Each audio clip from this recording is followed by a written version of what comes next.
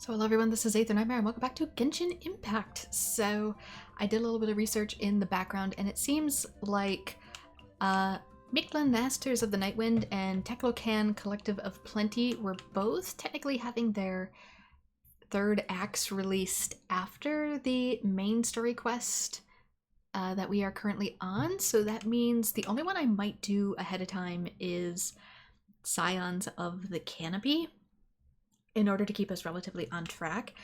Acts 1 and 2 of these were released, but I'd like to do them all in one go if possible, which makes me think that these will stick around even if I don't finish them immediately. So I'm going to do Kinich's, and then I'm going to move on to MSQ, and then I'm going to do these afterwards. Possibly some world quests as well. So the mysterious visitor from Huitztlan. Let's enable focused experience mode.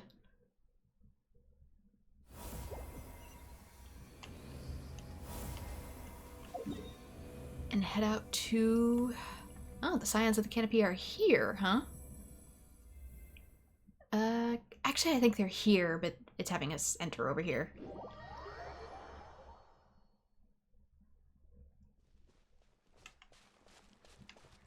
Alright, where's the thing? I kind of figured.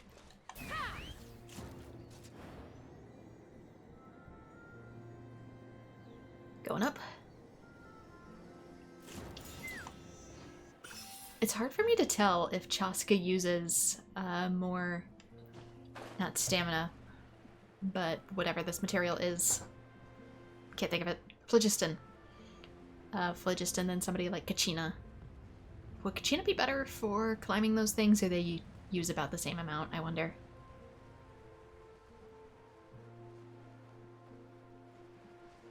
But yeah, in case anybody's wondering, after the previous episode, I am currently recording this at night, so hopefully it's a little quieter, but as a result, my own voice might be too.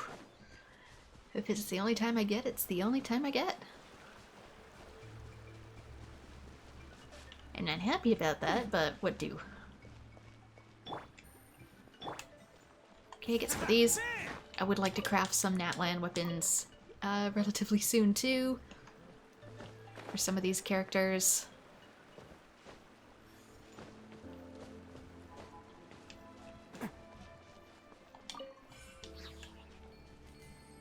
So yeah, same day as the last episode actually, just made dinner in between and now we're doing it at night.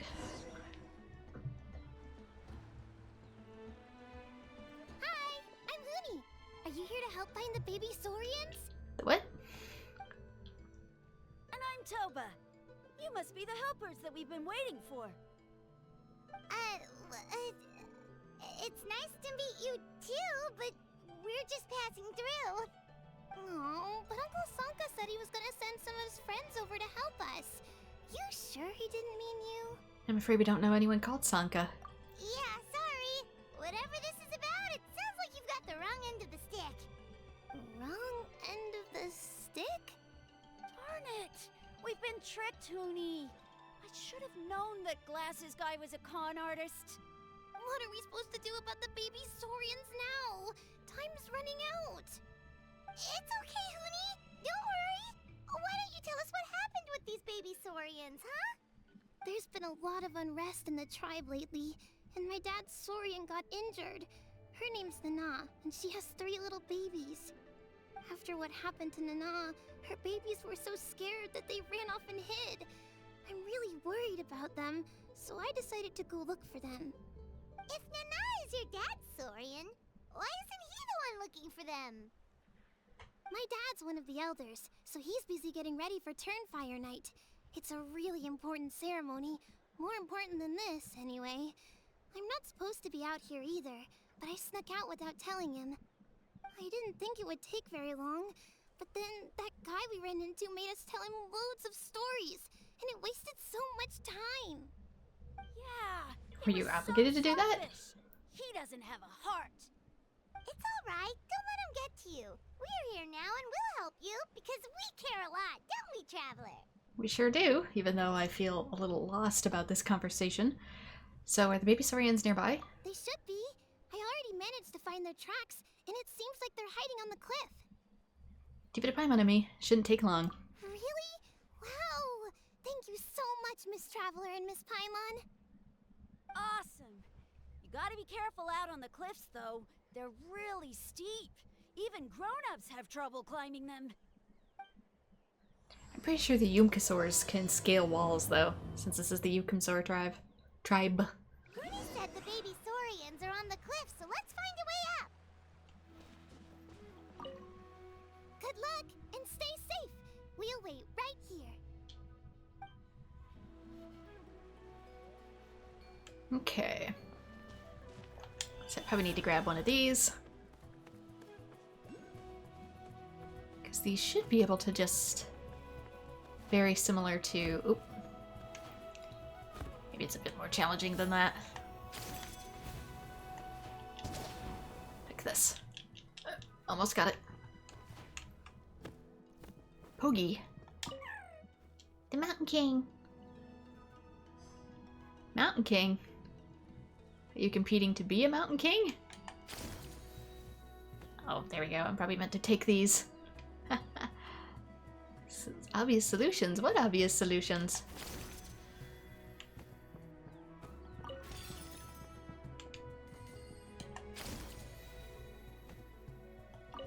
Panini.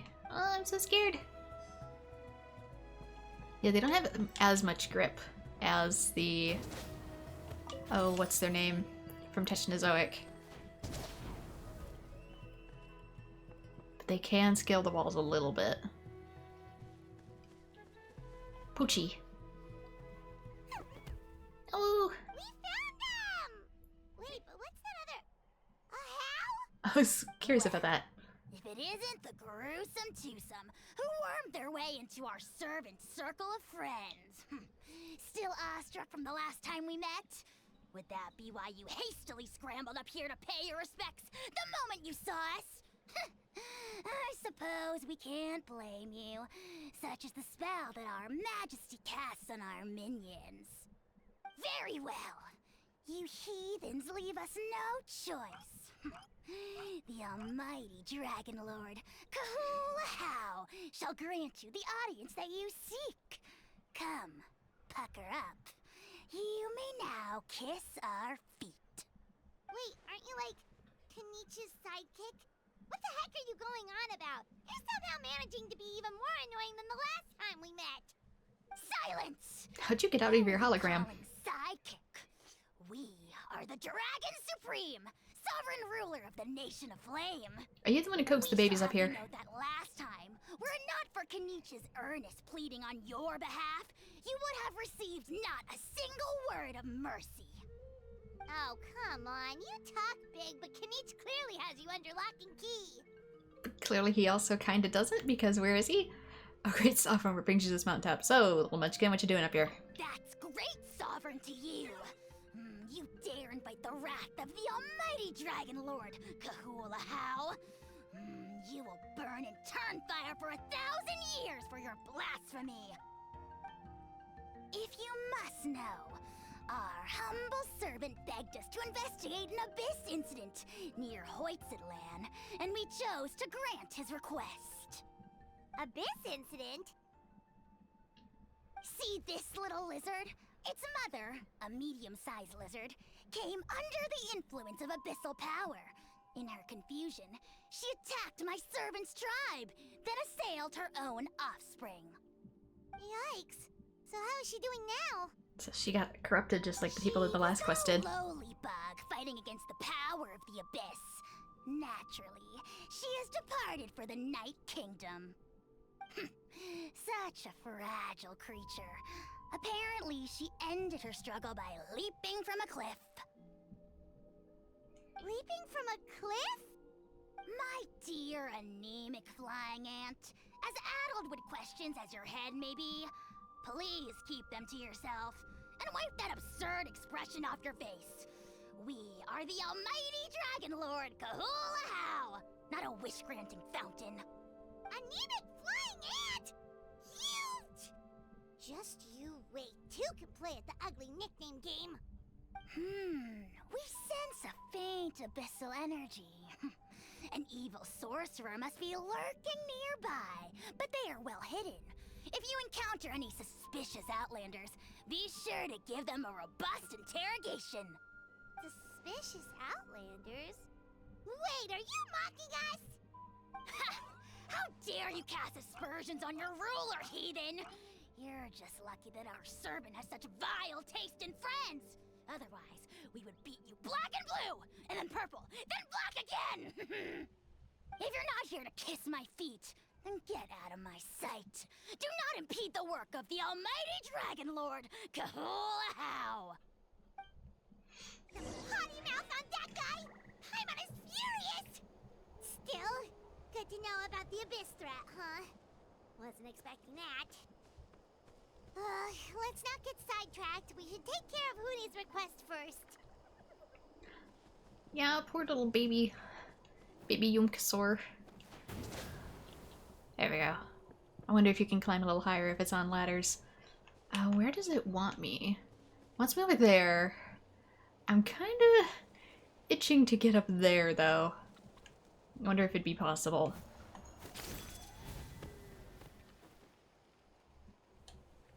Come on, do the thing. There we go. And that's how you take minimal fall damage. Right, they can't talk to us.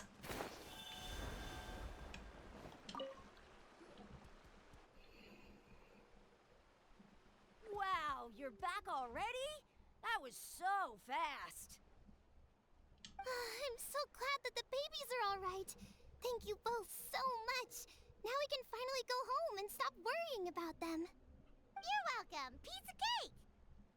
Also, who was it that you were talking to? Because Ahau said that they spent all that time talking to an Outlander or a traveler, and I'm curious if it's the same one that caused problems. You're not from Natlan, right? Because your clothes look different than ours.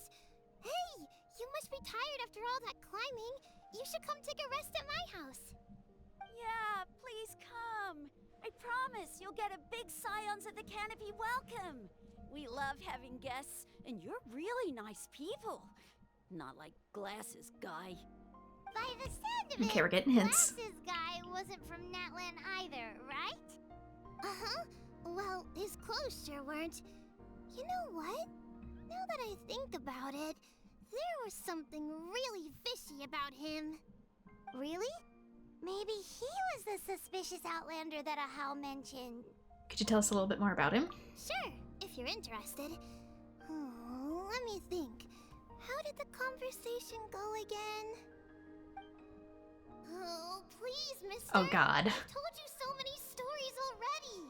When are you gonna help me find the baby Saurians? You. Just one more story. One more, I swear. Why don't you tell me more about that ball of fire? And Joe. It's even the same voice actor.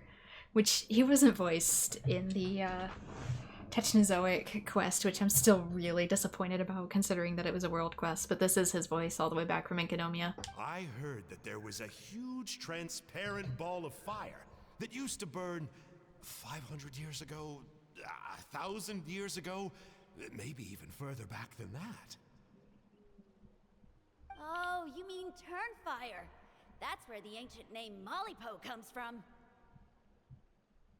Oh, wow. So it was the origin of an ancient name. That's impressive. Uh-huh. There's a story behind every ancient name. The legend goes that the Turnfire first appeared in the era of the Grand Alliance. It was used by the tyrant Khan to rule over Natlan and oppress anyone who opposed him. Turnfire is different from normal fire. If you get set on fire with it, you'll feel horrible burning pain from behind you, but you won't die from it right away. And whatever you do, you mustn't turn back to look at it. Weird. What happens if you turn back? As soon as you turn around, poof! You get burned to a crisp. Well, good golly gee. I mean, it's one thing to singe someone's clothes, but burning people alive? That is a big no-no in my book. Says the Fire Abyss Lector. How nasty is it to burn someone from behind and not even let them turn around to look? Khan really was an evil tyrant. Yes, shocking behavior. Now, let me guess.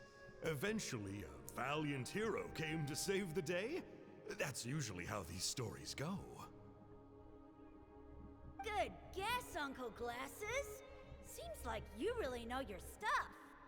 The hero was called Yupanqui. He's the ancestor of our tribe. Yupanqui was friends with Huitztlan the Tyrant, and also Shibalanke, the first Pyro Archon. He was working as an ordnance officer for the Grand Alliance at the time.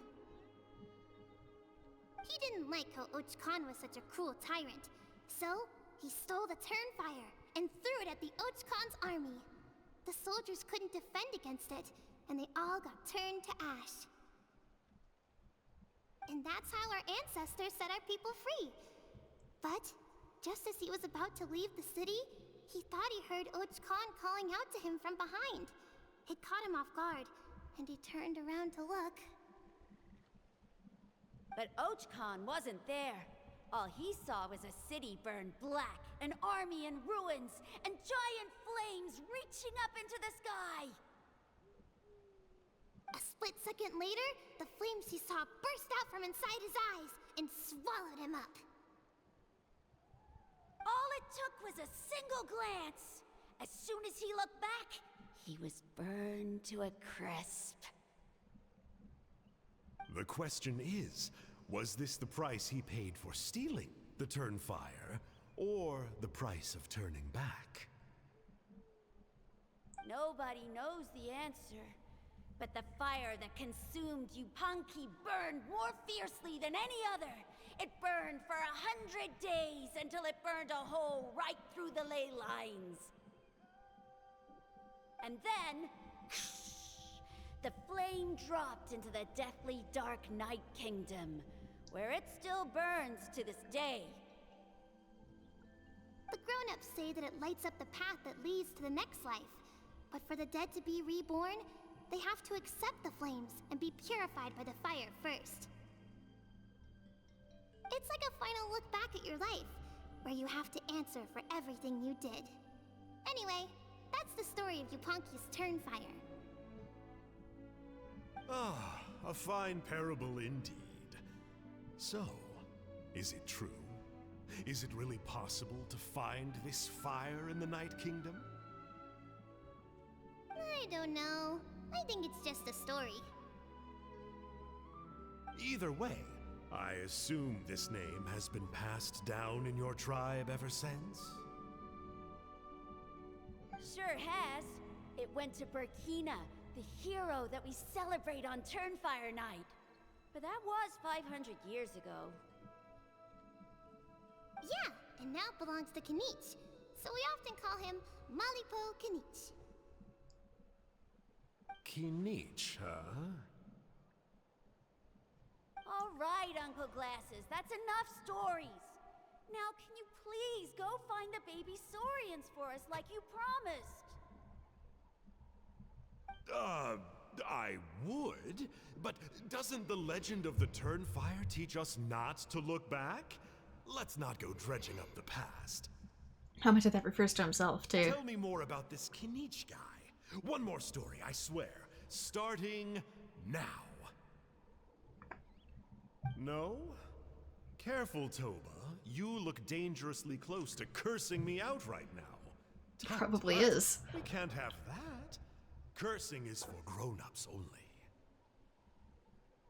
Uncle, you'd better not be trying to trick us, or the Turnfire will get you when you die. How would it get me if I'm outside of Natlan? Uncle Glasses isn't from here, you know. Unlike you. Huh? Wait. Is that?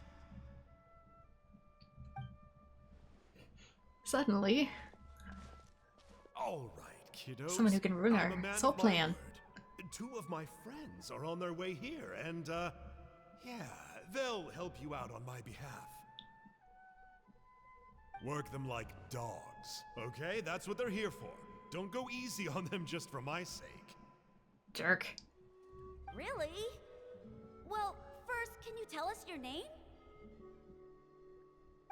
met at the foot of this cliff, so beneath the peaks, let's go with Sanka. Seriously? If you don't believe me, turn around and see for yourselves. They're right behind you. Let me guess, he's gonna go poof. Where? Oh, wait! Uncle Sanka, where did you go? Back into the abyss he went through his portal. Yeah, definitely a fishy character. It sounds like he was digging for info about the ancient names. Yeah, and not only that, but he betrayed us too. He'll pay for this. All he got out of us was some stories, though. What's the worst that could happen? Traveler, maybe we should go tell Kinich about this. Ahau says he's investigating it, but he's a bit of a loose cannon. We probably shouldn't take him at his word. Huh? You know Kinich? Not very well, but we have met him before, and one time we had a meal together. Oh man, I'm so jealous. I never even spoken to him. He's so cool. He's the Saurian hunter, and he has a really awesome ancient name. Me neither. I don't think my dad really likes him, though. He always tells me to stay away from him. Probably because of that little creep he always hangs out with. He's nasty, and he's so full of himself. Oh, the creep who calls himself Kahul Ahau? Yeah, we've had the pleasure of meeting him too. He sure loves pushing people's buttons. Exactly. I don't know why Kinich partnered up with him. Why didn't he pick me instead? Uh-oh. Huni, look how late it is. We've been out way too long. We better get home now or we'll get yelled at. Oh, yikes. You're right. Okay, well, this path here leads to our settlement. If you decide to visit, remember to come to my house. If there's anything you need, my dad can help get it for you. Hope to see you soon. We gotta run. Bye for now. Act 1 complete.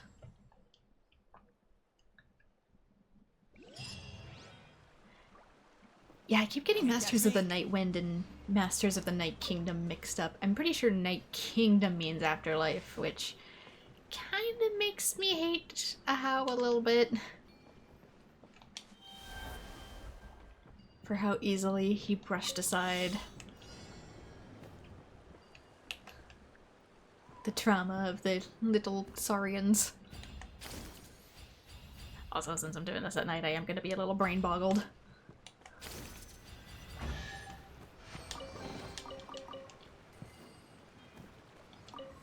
Alright, let's unlock this. Easy teleportation. There's a few more. Hello! Don't be weird about it. Okay, there is stuff up there.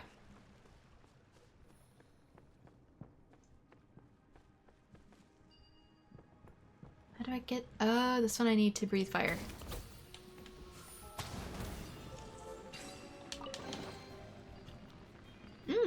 Or at least things. Come back. Where are you going? Where you're sitting, you look like... Wait a minute. Strange Yupanqui, you're in front of a big chest. Wow, there's treasure in the cave, but this villa here is totally blocked off the entrance and won't move at all. What's wrong? Paimon didn't understand that at all. Tarshish, could you tell us what the Yupanqui is trying to say? Looks like that doesn't work. And even if they could understand each other, it's not like we could talk with Tarshish either. If only we had a way to understand what's being said, then maybe we could give it what it wants and make it move out of the way. Find a way to communicate with the Yupanqui. Well, I mean, technically, I wonder if we're technically supposed to do our baby Saurian quest first. And then that is how we got our ability to transform into Saurians. Want to eat. You want to eat? Flat stomach, stomach so hot, want to eat. were you mumbling about just now? Could it be you're really hungry? The Saurian here all by itself, and no master in sight. It probably isn't able to find its own food. Let's go up and find some food. Once it gets full and moves out of the way, the treasure will be all ours. What should we feed it, though? Let Paimon think for a sec. Saurians tend to eat a bit of everything, and Paimon isn't sure what Yunkasaurus eat. Let's look at its color. It feels like it should eat leaves and grass and that kind of thing. Let's find one of those and give it a try first. Hungry bellies tend not to be too picky. Okay. Can I feed it? Stomach rumbling. Okay, grasses and things. What do I have that it would eat?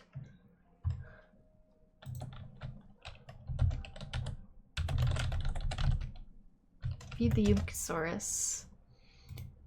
After successfully, if I can speak, finding, we recommend feeding it raw meat because that's what Saurians usually eat. Note that from the point of the quest, you need to indwell the Yupanqui to continue to talk to the strange one. Okay, meat.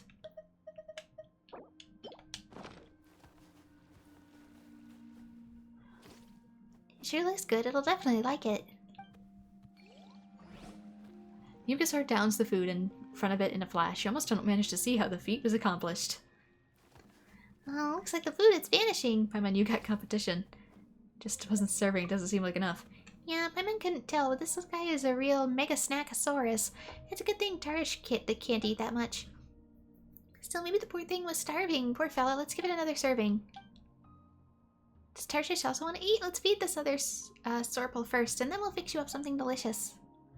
The hungry Saurian eats everything you lay in front of it in a single gulp. You blink as though the seam seemed to unfold twice.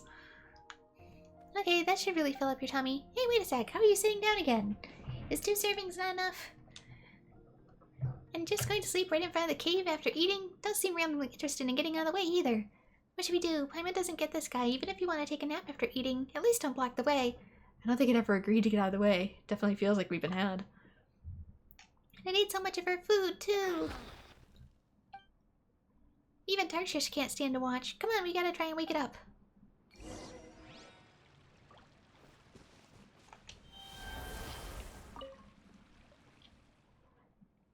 He's right. Just need to black cave. Then can eat meaty food. The Yupanqui falls into a deep sleep. It doesn't seem like you'll be able to wake it up. It won't wake up? So annoying. Do you think it's just pretending to be asleep? It doesn't seem to actually be asleep in its sleep talking, though. You relate the contents of the sleep talk. Are you saying it's intentionally blocking the way just to get food, cheating people out of their grub? Ah, well, fell for it hook, line, and sinker. But if that's how things are, we don't have to play nice. Let's just have Tarshish tunnel over and get the chest. If it's gonna take the low road, we can't be expected to play fair either. Okay, get your Saurian companion to take away the treasure chest. There he goes.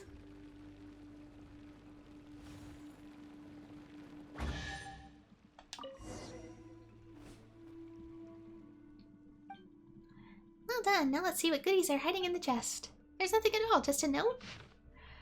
Note left inside the treasure chest. As of writing this note, I've already laid low by serious illness. Alas, why up above, this too is my punishment. To accumulate wealth, I took advantage of all the information I had access to as a courier and cheated many people. In the end, after the incident happened, I lost my job as a courier, and all the more I swindled became restitution, and I even became gravely ill. Ah me, all I can say is that this punishment is agony, but even so, I still have things I can't get off my mind, and that is the Yupanqui who never left my side, my companion. Alas, I do not have long to live. I stole this chest. It is regrettable, but I had no choice. All I could do was to have it guard an empty chest. I hope that should the chest grab the attention of a kind passerby, they might feed my companion something, help it live on. That is enough.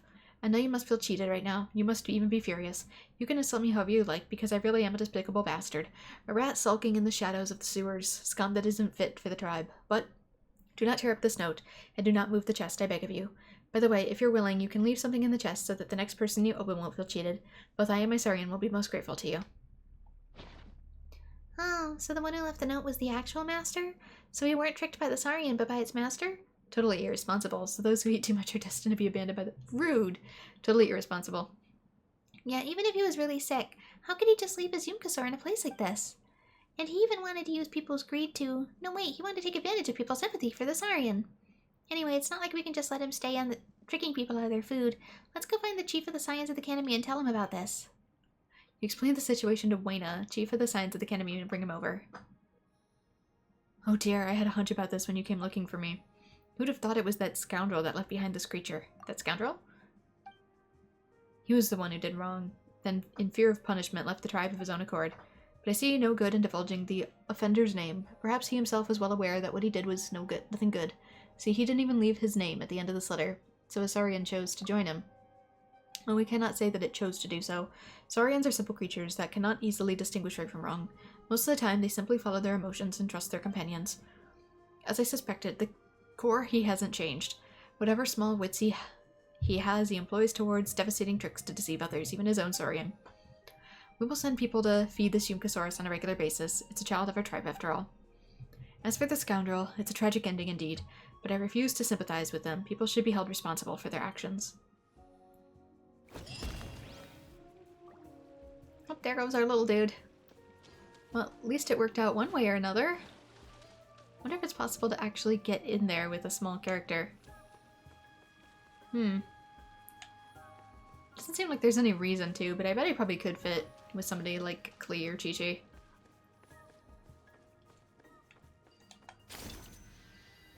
Also, stuff went flying up this way. Did it go anywhere? I'm so curious if it went somewhere.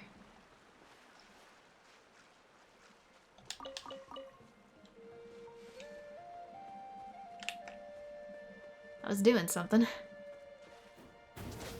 There was a quest I was doing. Do you think I remember it? No.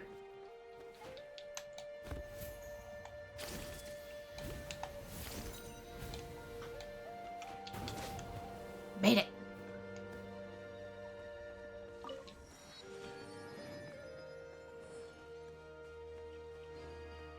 Okay, there's one.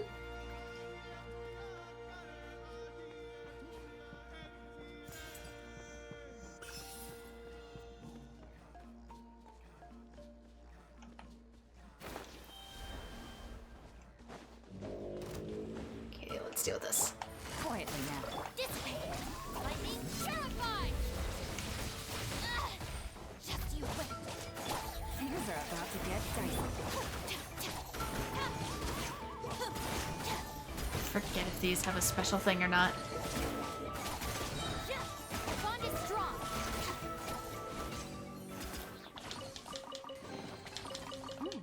It's all yours.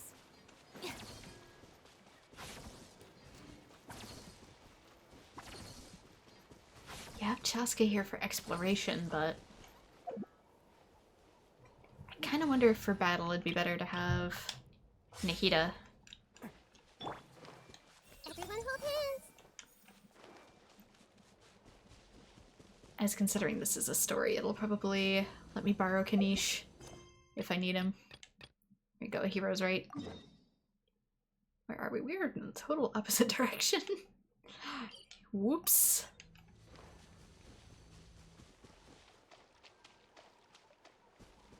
My bad.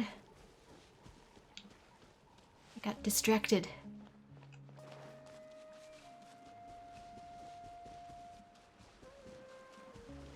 I see everything. All right, let's finish this Gotcha. fast.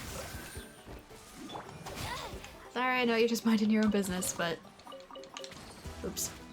Oh no. Karma. It comes for me. It comes for me.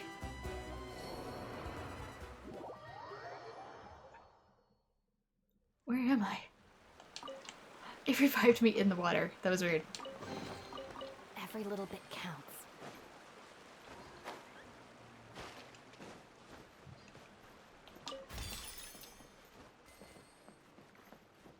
Anything special here?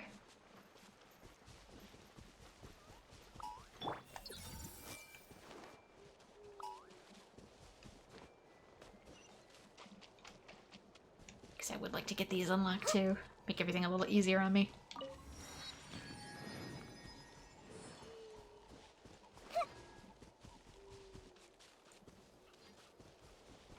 Okay, just a drama llama.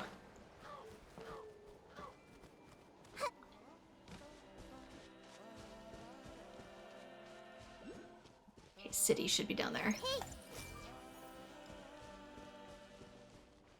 Did I not grab all? I didn't.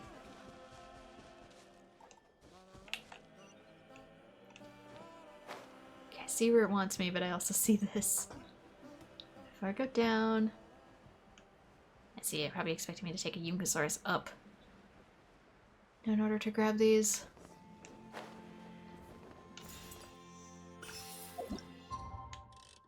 Let's go turn back to daytime.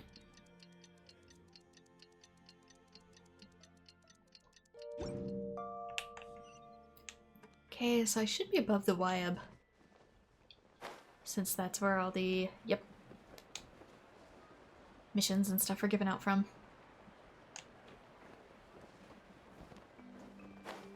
There it is. What can I help you with? Oh, is there anything you wanted to help the Scions of the Canopy with? What do you mean you with help? Well, let me explain. Often members of the tribe just have too much on their hands, so some turn into commissioners that are open to outsiders as well. Anyone who wants to take on a commission can just come here to the Obsidian Totem Pole. Naturally, you'll be compensated for completing the commissions. Feel free to stop by and help.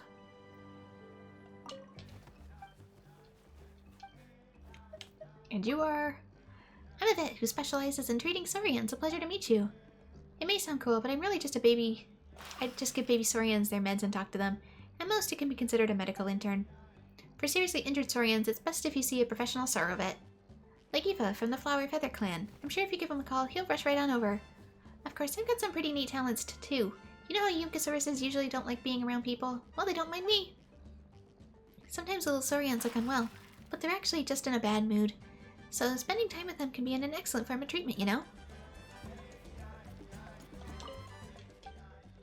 Okay, let's check on a reputation here. Really came to help after all? Thank you so much. Okay, tribe reputation. We have a few things we can grab here. Mountain exploration progress, 20%. And mysterious visitor from Huitztlan. Complete. I see. These two are the next two quests, and then these are two different quests.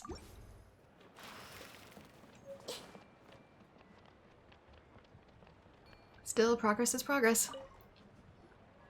Huni, what were you thinking going out by yourself? Don't you know how dangerous it is? It's okay.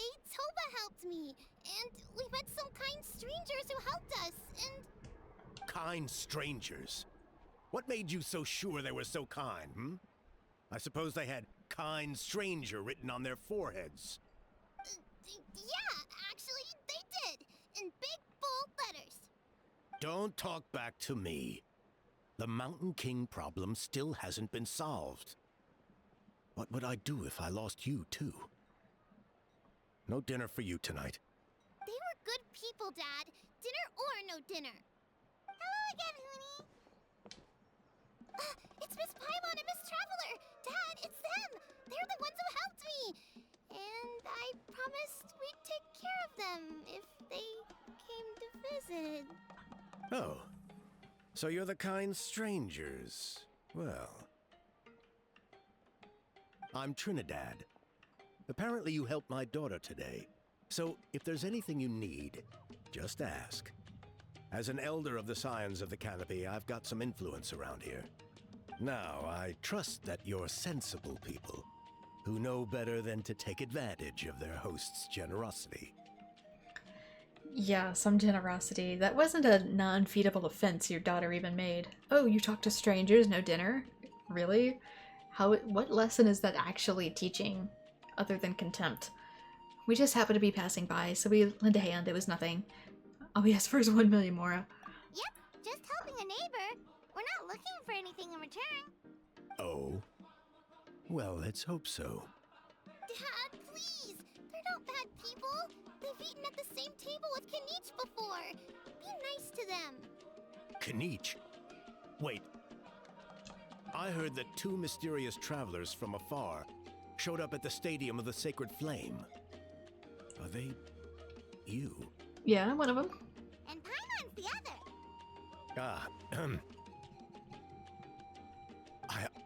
I do apologize. A lot's been going on in our tribe lately, and I suppose the pressure must be getting to me. I can't believe I was so rude to you. I feel ashamed. We got off on the wrong foot. Can we start over? Oh, now we're talking.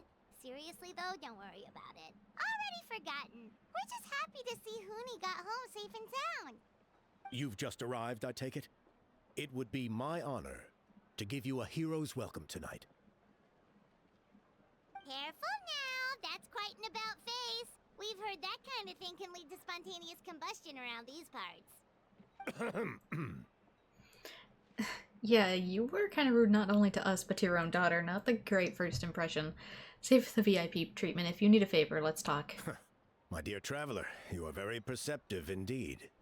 Go inside now, Huni. Dad's got some important business to discuss. Okay, look after Miss Traveler and Miss Paimon. They're very special guests. Well, we'll hear you out, but we can't make any promises that we'll be able to help. This is a matter of utmost importance. Please allow me to explain. For many years, our tribe has celebrated the Turnfire Night. It is a traditional ceremony among the Scions of the Canopy, in which we remember our ancestor, Burkina, and his companion, Kangamato, the Mountain King. Burkina was a hero who bore the ancient name Malipo, and Kangamato was a powerful Yumkasor warrior. Together, they fought against the Abyss. I'm really curious, though. Oops, not that. Which Abyss Lector that is exactly in the background. Like, is that Enjo or is that somebody else? They were victorious, but it came at a great cost. Burkina paid with his life. The Mountain King survived, but was contaminated by the Abyss, and he remains in hibernation to this day. Yeah, I know. He's a boss now. I've faced him before. Normally, Yumkasors never live longer than a century. It's possible that the abyssal power is responsible for his unnaturally long lifespan. So he's still alive? That's Yes. right. We have met The him. Mountain King is a living symbol of our glory, but even this glory comes at a price. The abyssal power inside him is highly sensitive, and when it is disturbed, he awakens and flies into a blind rage, attacking anything that moves. So besides the ceremony, another important part of Turnfire Night each year is cleansing the abyssal power inside the Mountain King, so that he will remain sound asleep. However, Abyss-related incidents have been on the rise in that land lately, as I'm sure you're both aware. As a result, it has become increasingly difficult to keep the Mountain King in hibernation. Only 5 months have passed since the last Turnfire Night, and he's already showing signs of instability. Has he woken up again? He has. We managed to contain the situation by performing a makeshift ceremony right away, but it was a close call. He could reawaken at any moment. Also, he attacked and wounded my companion, Nana, during the ceremony. She became contaminated by the Abyss as a result. And We heard. Such a tragedy. We're really sorry for your loss. Okay, I was right. She did die. I couldn't tell the way it was framed, the way how it was being so flippant about it. But yeah, he really is just a little bastard, isn't he? yes, and Nana wasn't the first. Anyway, right now, we're preparing for an exceptional Turnfire Night ceremony, and we need to find a suitable flame bearer. From what I've heard about your adventures, I believe you'd be perfect for the role. Don't you already have a flame bearer in the tribe? Also, it's the one element I don't have. Of course. Well, that nice. Plus, he's a bona fide hero who's inherited the Malipo name. Oh, you mean Kinich? Yes, he's the one. A hero worth his weight in gold. And unfortunately for us, He's all too aware of that. No prizes for guessing what he said when I asked him to host a Turnfire night outside of the annual schedule. An exceptional ceremony? I'll have to charge an exceptional price. I swear, no other concept exists in that boy's brain. At least he's predictable. Forgo the Mare, and he's all yours. Sounds like a professional adventurer to me. I'm not the one to usually talk about people behind their backs, but I'm convinced the Y-Up got hit on the head and took a wrong turn the day it chose to give that ancient name to him. Have you ever heard of a hero whose mantra is, "What's your asking price?" Yeah, a couple times. Oh, and don't get me started on that insufferable how he hangs around with. Thinks he's God's gift to mankind. Pompous fool. Yeah, Paimon has to agree on that last part. Anyway, the fact is, the ceremony can just as easily be done without him, as long as we find someone else. And besides, you two seem like much better candidates, huh? So what do you think? Just tell me what I need to do next. What's in it for me? Why don't I try to talk some sense into Kinich for you? There's only a few days left before the ceremony. I don't want to muck it up. We can't afford to waste what little time we have on negotiating with him. I'd much prefer if you would consider taking his place. I guess there's no other choice. Wonderful. Something tells me he'll I interfere. can't thank you enough. Oni was right about you. You have kindness in your hearts. Come with me to the other side of the mountain. I'll bring you up to speed on each step of the ceremony. As experienced warriors, I'm sure you'll pick it up in no time.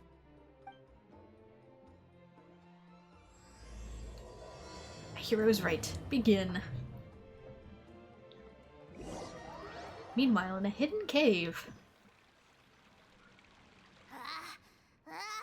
Achoo! You two are together? Who dares insult the great Kahula How behind his back? Oh, great Kahul Ahau, bless you. Yeah, just in case people don't know, that's like a common Japaneseism, that if you sneeze, it means somebody's talking about you behind your back. He's not actually staring at us. Shut your filthy mouth, worm of the abyss! Your putrid words defile the air we breathe. You make the almighty Dragon Lord, Kahula How, sick to the stomach. Okay, so they know he's from the Speaking Abyss. as a member of the Abyss Order, that's music to my ears. Exactly the kind of reaction we're going for. But on a personal level, I gotta say, it's pretty hurtful. Ugh, never have we heard such brazen blustering from someone who is inches from death. Up yours, Four Eyes! We spit in your face! Okay, well, that I am at a loss to explain. How do I manage to stay so chirpy and cheerful? I can only guess it's some kind of powerful magic. But I digress. Mr. Kinich, I admit it, you, sir, are a legendary hunter. Still, the only reason you caught me is that I was reluctant to run away. You see, I'm very interested in the lore of your tribe. Okay. Is that it? Kay? Aren't you intrigued to know what it is about you guys that prompted a visit from the Abyss? I guess not. It's the extreme sports. The other day, I narrowly avoided getting hit by a very brave soul who just leaped off a cliff. I think you call it bungee jumping? Anyway, I was very impressed. That is what I call embracing the spirit of adventure. Look, I even did a painting inspired by the bravery and freedom of the scions of the canopy. You scum-sucking swine! I swear, if you go bungee jumping, it'll be without a rope! Head first off the tallest cliff, with a band of hunters on your tail, and nowhere left to run, and a bottomless cesspit waiting for you on the ground. You say that, but I get the sense that Mr. Kinich isn't planning to take my life right now. On top of that, I'm tired of spying on you from afar. So why don't we just negotiate a comfortable operating distance that works for both of us? I've heard that the most important thing in human relationships is to respect each other's boundaries. What do you say, Mr. Kinich?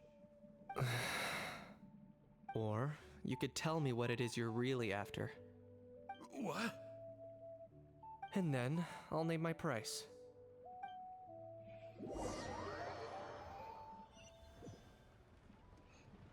Kinich, why are we negotiating? What's going on while I'm doing this? Okay, so that's more in the center there where I was. Which I can probably get to by jumping down the center. I'm guessing, maybe? Unless I need to be underneath? No, I don't.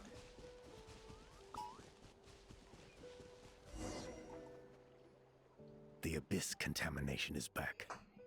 No surprises there. No doubt that explains the Mountain King's recent activity. See those torches over there? Those are sacred flame offshoots that we requested from the Stadium of the Sacred Flame. They contain the power of the Pyro Archon. Are you saying that the Sacred Flame and the Turnfire are the same thing? For ceremonial purposes, at least. Sending someone to the Night Kingdom to retrieve the legendary Turnfire isn't exactly an option. More to the point, though, the Sacred Flame is able to burn away abyssal filth. So that's why we use it in the ceremony. Gotcha! So basically, we just need to clean up the filth with the Sacred Flame. That's one part of it, yes.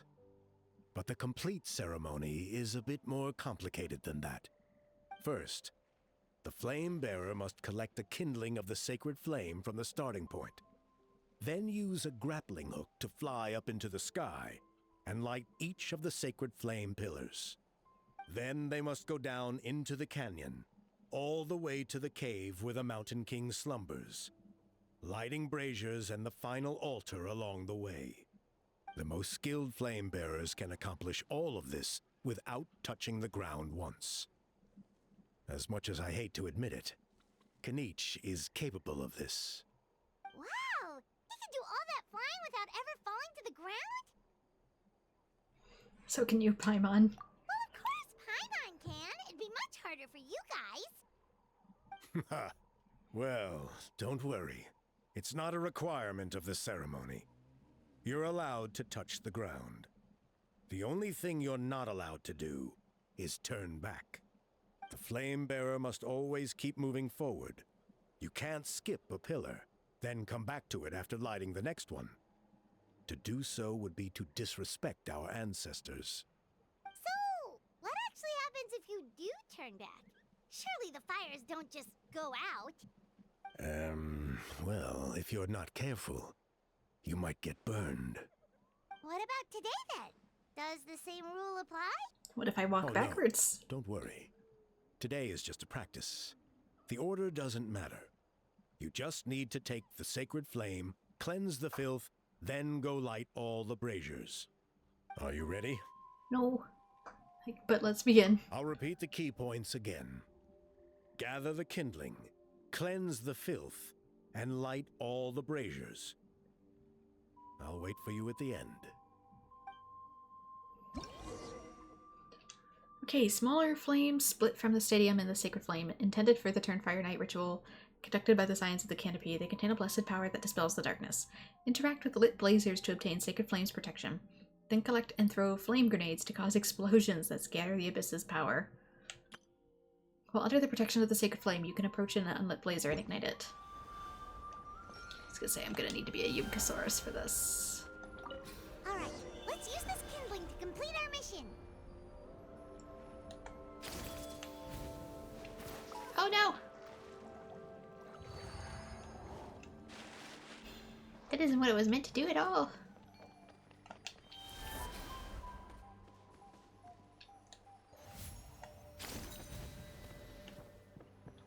I was just trying to see if I could grab it, but I guess I already have There's it. abyssal filth over there. Let's burn it away with the sacred flame. Is this a bigger flame than usual? Okay, but where am I going? This way. Oh, I see. That's what he meant about not touching the ground. Nice shot. Whatever you do, don't turn back. But what if I'm out of ammo?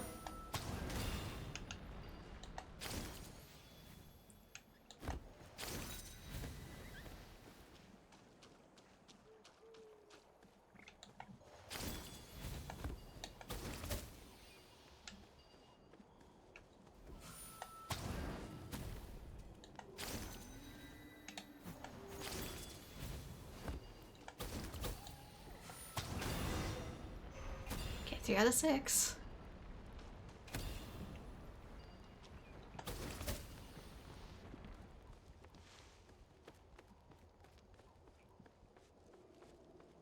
Do I need to blow it in the middle? Technically.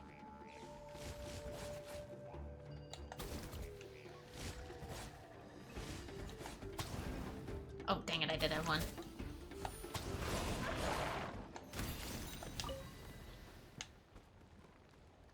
What bird? Did I throw a bird? I'm sorry, bird.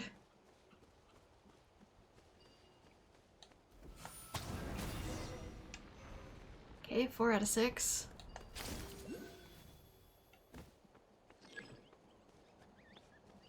Push the blazer while carrying something to ignite it. Oh, but that's where I can't get it.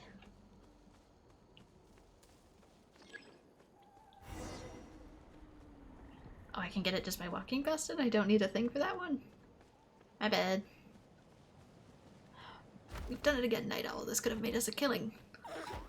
Don't try pitting this on me. If it's really beyond saving, well, at least we got plenty of substitutes. Oh, my Kukasaurus wants something. Not now, buddy. I'll do it in a second.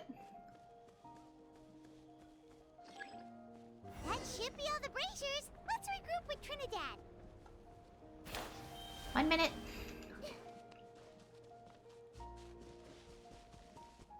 I need to bring justice. Let's hope you'll put up a good fight. Wait a second. What do you rascals think you're doing to it? Let's finish this next time.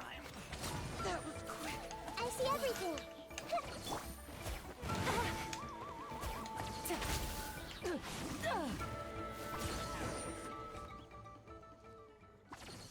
Oh, you're tougher than you look. Who did we offend? Who'd send someone on this day of all days to come whack us? Please, Big Sis, have we offended you? Just let us know. We won't do it again. Hey, little rascal, you're really gonna grovel before this piece of work? You think talking tough's gonna make us a living?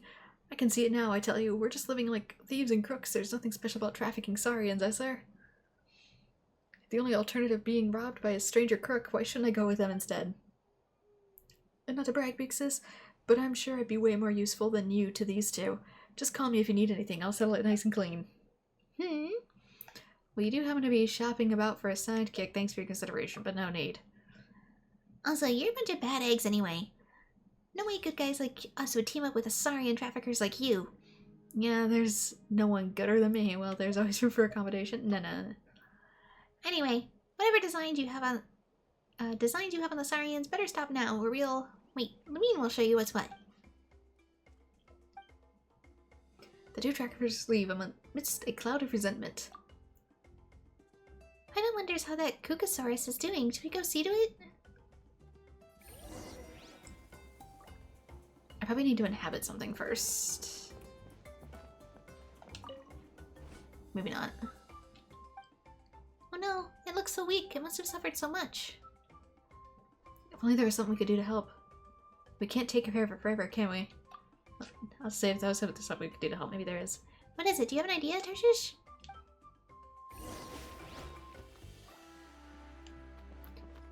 Maybe it wants the plants?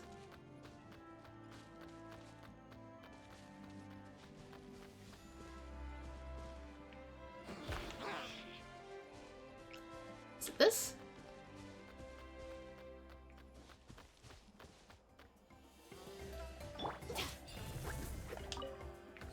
The Embercurve flowers? Oh, so that's where these come from.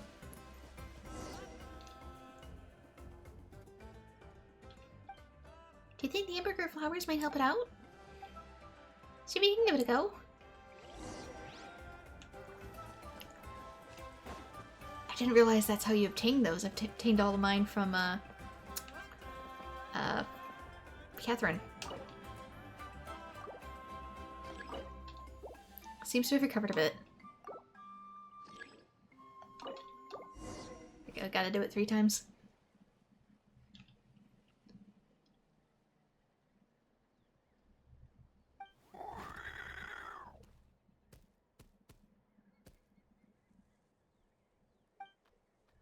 Looks like it's kind of revigorated. Flew away just like that. Guess it doesn't trust us, huh? Trust isn't built overnight, you know. Looks like it'll fly off in its own power just fine. That's true. We had to work hard to reach the understanding we got with Tarshish, too.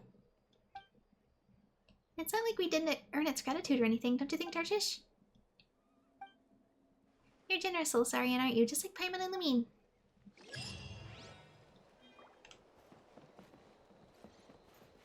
Okay, so that's that. The fact that these don't have any quest marker or anything either makes me worried they could be skippable. Or missable. Also, what's this? Mountain Ranger's marker. Oh, interesting. It dropped off a artifact when it flew away.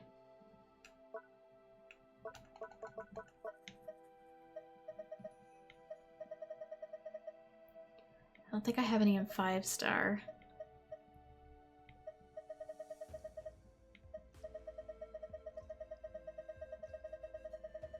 So it'd be... Yeah, I know I need to clean this out. Shut up. Here we go. Plume of Cinder City. Oops. A signal used by mountain rangers to mark out paths. Their bird feathers shapes make them very eye-catching indeed.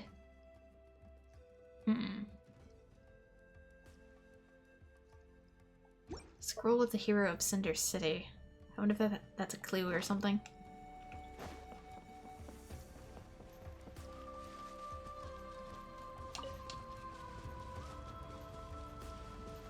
Anyway, free artifact in case you need it and can't get there yet.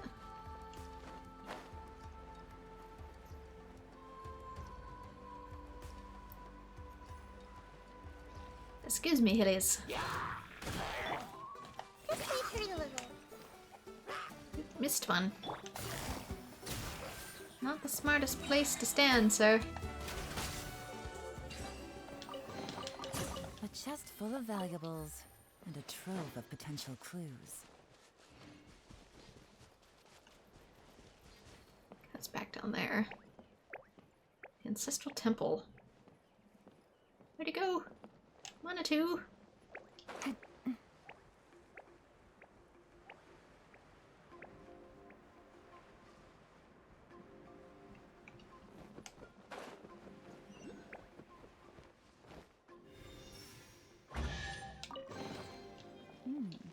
Easy money.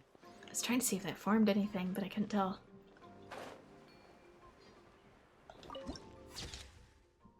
Ancient Forebears. Temple of Ancient Forebears. Excuse me, added to archive.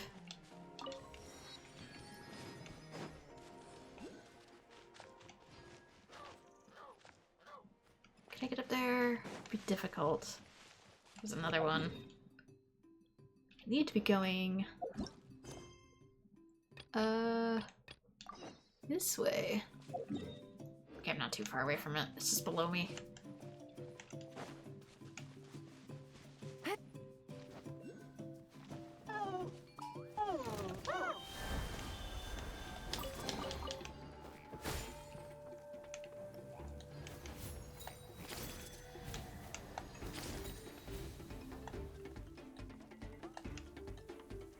Can I? Thank you. I see it as cooldown times. Oof.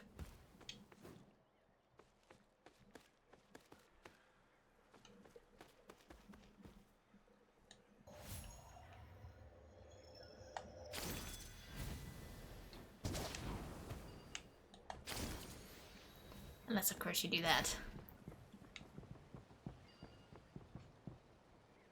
That almost looked like a temple at first. For our I knew artifacts I and was right stuff. about you.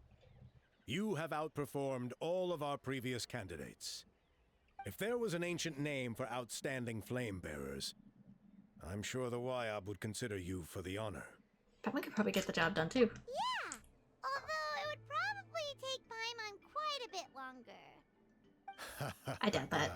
All right. Now there's still a few days left until the ceremony. I should get back so I can inform the chief and the other elders that I have found the flame bearer we need. Oh, you mean they've still got to sign off on it? Some of them are still hoping we can come to an agreement with Kinich. But that's only because they haven't seen you in action. Still, I'm the one responsible for securing a flame bearer. And my recommendation is you. Just for Paimon's own peace of mind, are you sure it's not going to be a problem having Outlanders take on such an important role in your ceremony? See that place over there? There was a time long before the age of Burkina and the Mountain King, when we Scions of the Canopy called that our home. After a period So it's of not that upheaval, ancient. our ancestors were forced to move away. Now it has become a place where our youths go to develop courage and kindle a spirit of adventure. If we fail to keep the threat posed by the Mountain King at bay, it might not be long before we have to move again and find a new home. So to answer your question, I think everyone will agree that you are the right choice. Fair enough.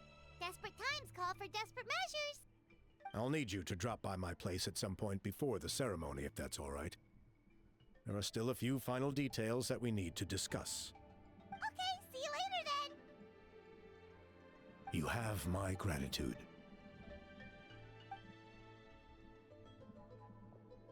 We've helped out with a lot of other local festivals before, but this one feels a little different. Anyway, let's take a break before heading back to Trinidad's place. And we're being spied on by Kinich. Is it bad that I took your role?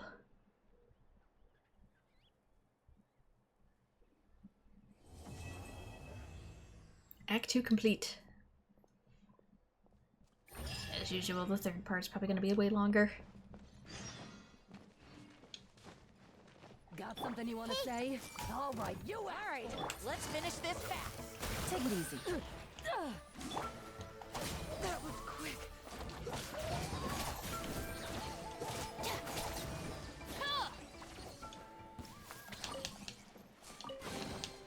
All right, this'll do.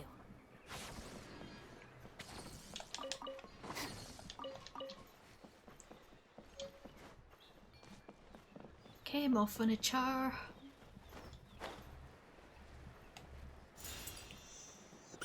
Is there any more in here? It's probably up there if there is. I could have sworn when I was over here it popped 2 of them.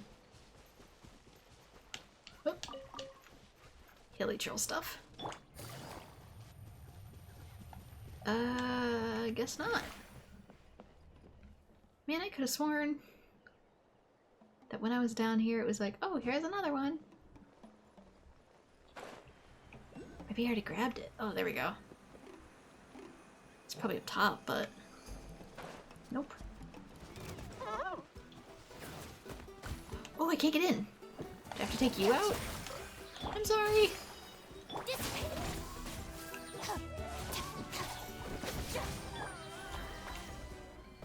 Are you guys the barrier? They're not the barrier. Maybe I have to go in some other way. Maybe it doesn't open until I do more of the quest. I feel bad whenever I have to fight Saurians, but I always think of it kind of like Pokemon. They're not dead, just fainted. Okay, there's another one somewhere.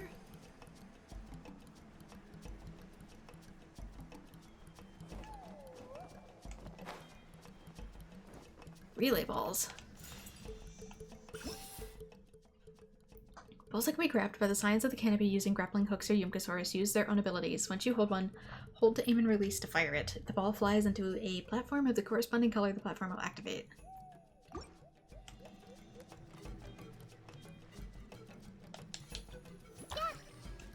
So I probably can only do that as a Yumkasaur.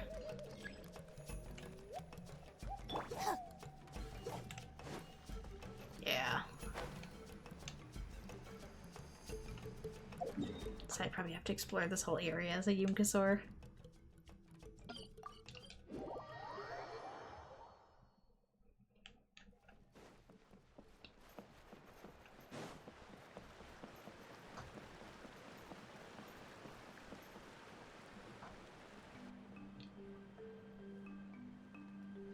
traveler, Paimon. Kinich! Fancy meeting you here. We've actually been looking for you. Nice to see you again. I'll get straight to the point. I hear you accepted a proposal from Elder Trinidad. Oh, the, Turnfire Knight, you mean. You were still his first choice. It's just... Oh, jeez. It's not what it looks like, promise. Chill, it's cool. I only mention it because there's something you should know. And I suspect Elder Trinidad hasn't been completely forthcoming with you. His true intention is to resolve the Mountain King problem once and for all. Once and for all? You mean this'll be the last Turnfire Knight ever?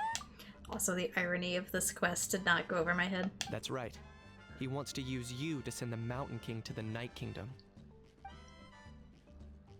To the Night Kingdom? You mean... To his death. Whoa! Are you serious right now? You shouldn't go blurting out accusations like that. It could get you in trouble.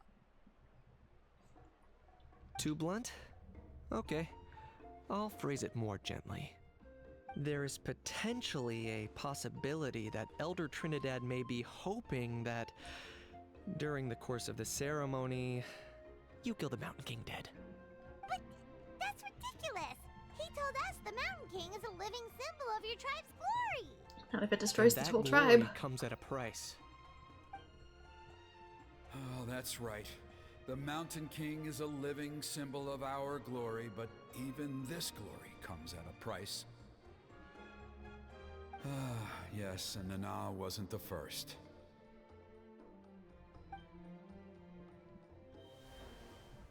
Is it because of his companion, Nana? Mm-hmm. She likely won't be the last to lose her life either. Still, is killing the Mountain King really the only way?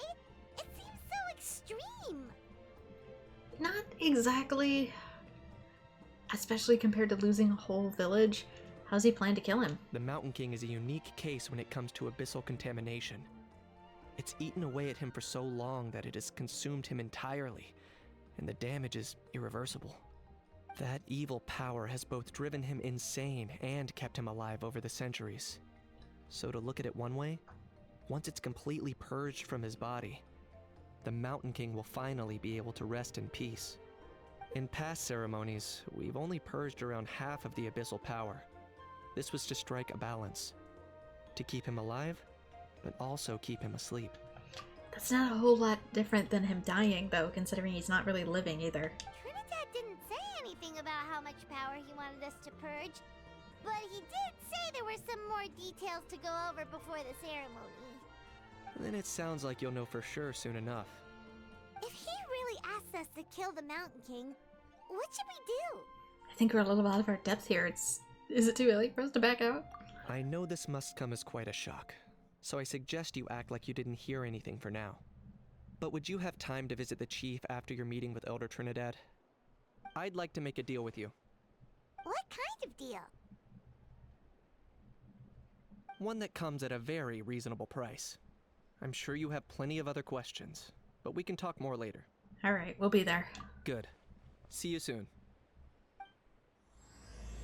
Act 3, Kinich's deal.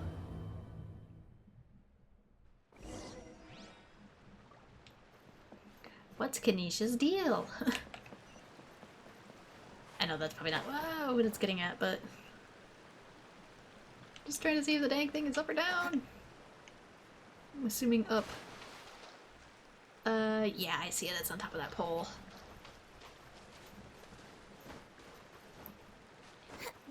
That rock outcropping in the waterfall. But how doth thou climb this, maybe? I feel like a goat.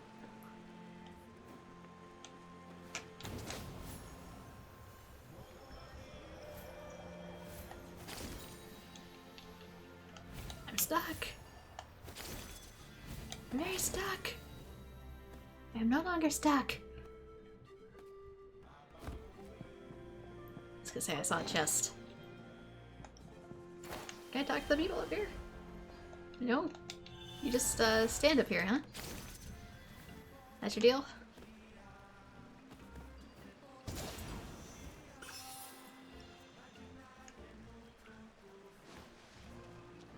This feels like it would normally be something.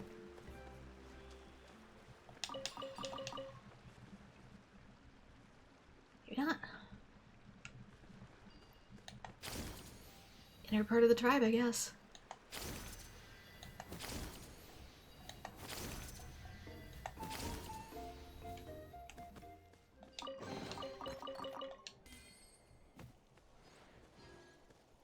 There were other things around here like this too.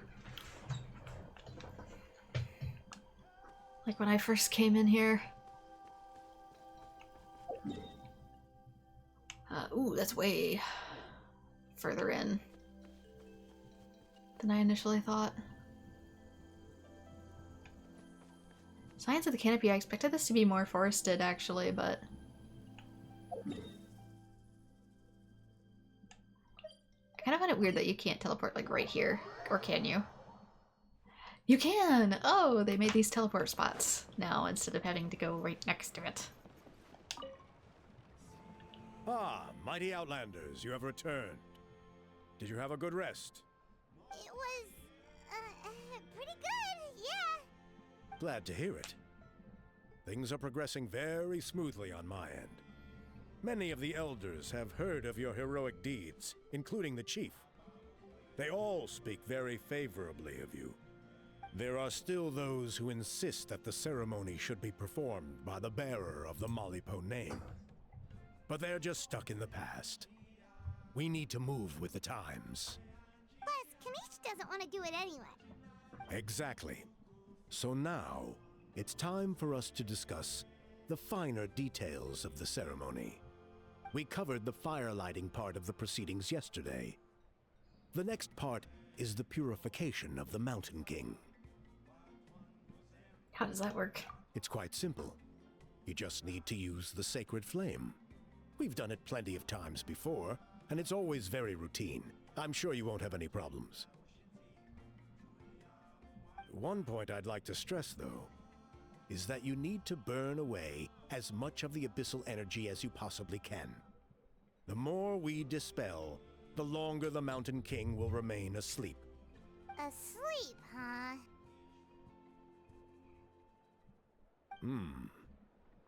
Precisely. In previous years, the Flame Bearer has often been unable to dispel a sufficient amount of abyssal energy. That's the only reason why we have to perform the ceremony on a regular basis. But I understand that you have a lot of experience fighting against the Abyss. And you seemed to wield the sacred flame quite effortlessly yesterday. With your help, I'm optimistic that this time, we can dispel all the remaining abyssal energy from the Mountain King's body, freeing us from this ever-looming threat for many years to come. Traveler? Got it. Anything else we need to know? So this doesn't faze you at all, huh? You clearly have a lot of confidence in yourself. That's really all you need to know. The ceremony is in 3 days. I'll come and fetch you when we're ready. In the meantime, feel free to look around our settlement. It would mean a lot to the elders if you got to know some of our people. And if you wouldn't mind helping them out with a few errands here and there, that would be even better. So now we have extra errands to run? Maybe we should add a little extra to the price. Just a humble suggestion, that's all. It will help you gain the respect of our people. And as a mighty hero, I truly believe that's what you deserve. I'll be sticking around over the next few days, so if you have any questions, you know where to find me. Seems like Kinich was right. We should go meet up with him right away. Okay. Doing it behind his back, but then what?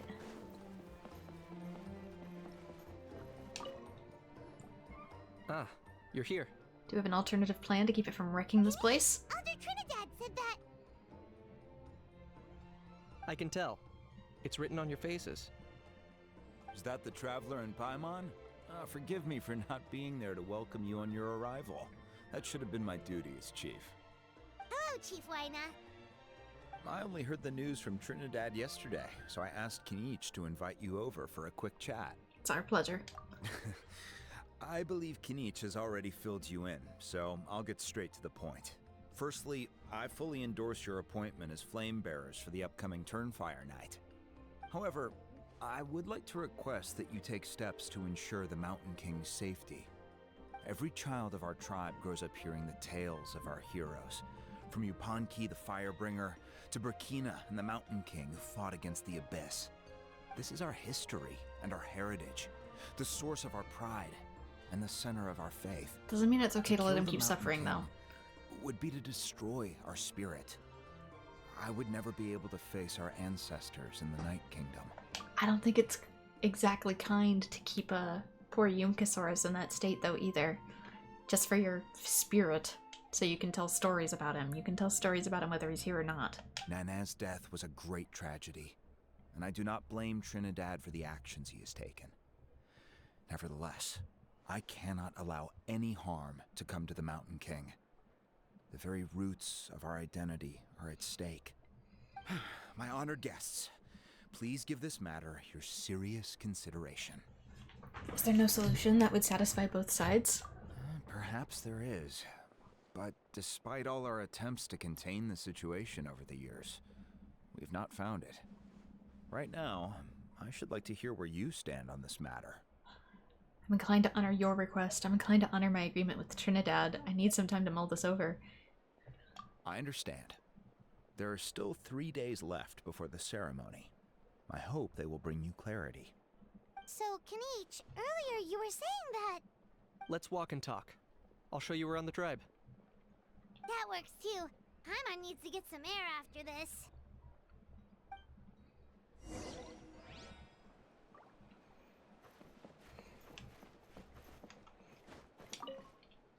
Hope you've been holding up well. Tell me about yourself. I trust you've been well about fighting the Abyss. I'm the chief of the Science of the Cairnberry. You may call me Waina. Some people like to call me Uncle Waina, but please don't follow that example. Seriously, I'm not that old. To me, maturity is more like a fashion style. All it means is that I have the most adventuring experience out of everyone in the tribe. It's got nothing to do with my real age, understood?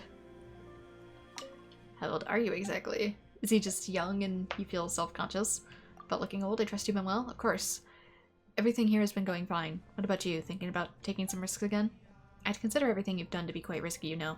Going to the Night Kingdom and breaking Seatlali's Spirit Speaker Stone, in my opinion, both of those are extremely important yet risky endeavors. It's good to have a spirit of adventure, but I can also be double-edged sword. I know you won't like to hear this, but it doesn't hurt to be more careful. Don't worry about me, I'm pretty amazing. Confidence, I like it. I heard about you, the outlier who can use phlogiston. It's more than just pretty amazing, if I do say so myself. In that case, this should be useful to you, right? Take them and no need to be polite about it. We get, 3 Ember Core flowers. About fighting the Abyss. Well, I suppose it's not going too badly. If a war with the Abyss is seen as just another type of extreme sport, then there'd be nothing about it that the Science of the Canopy couldn't handle. Just like jumping off a cliff. Some would jump straight back, others land safety, while others might fly off into even further places. Every outcome has a value of its own, and thus deserves to be remembered.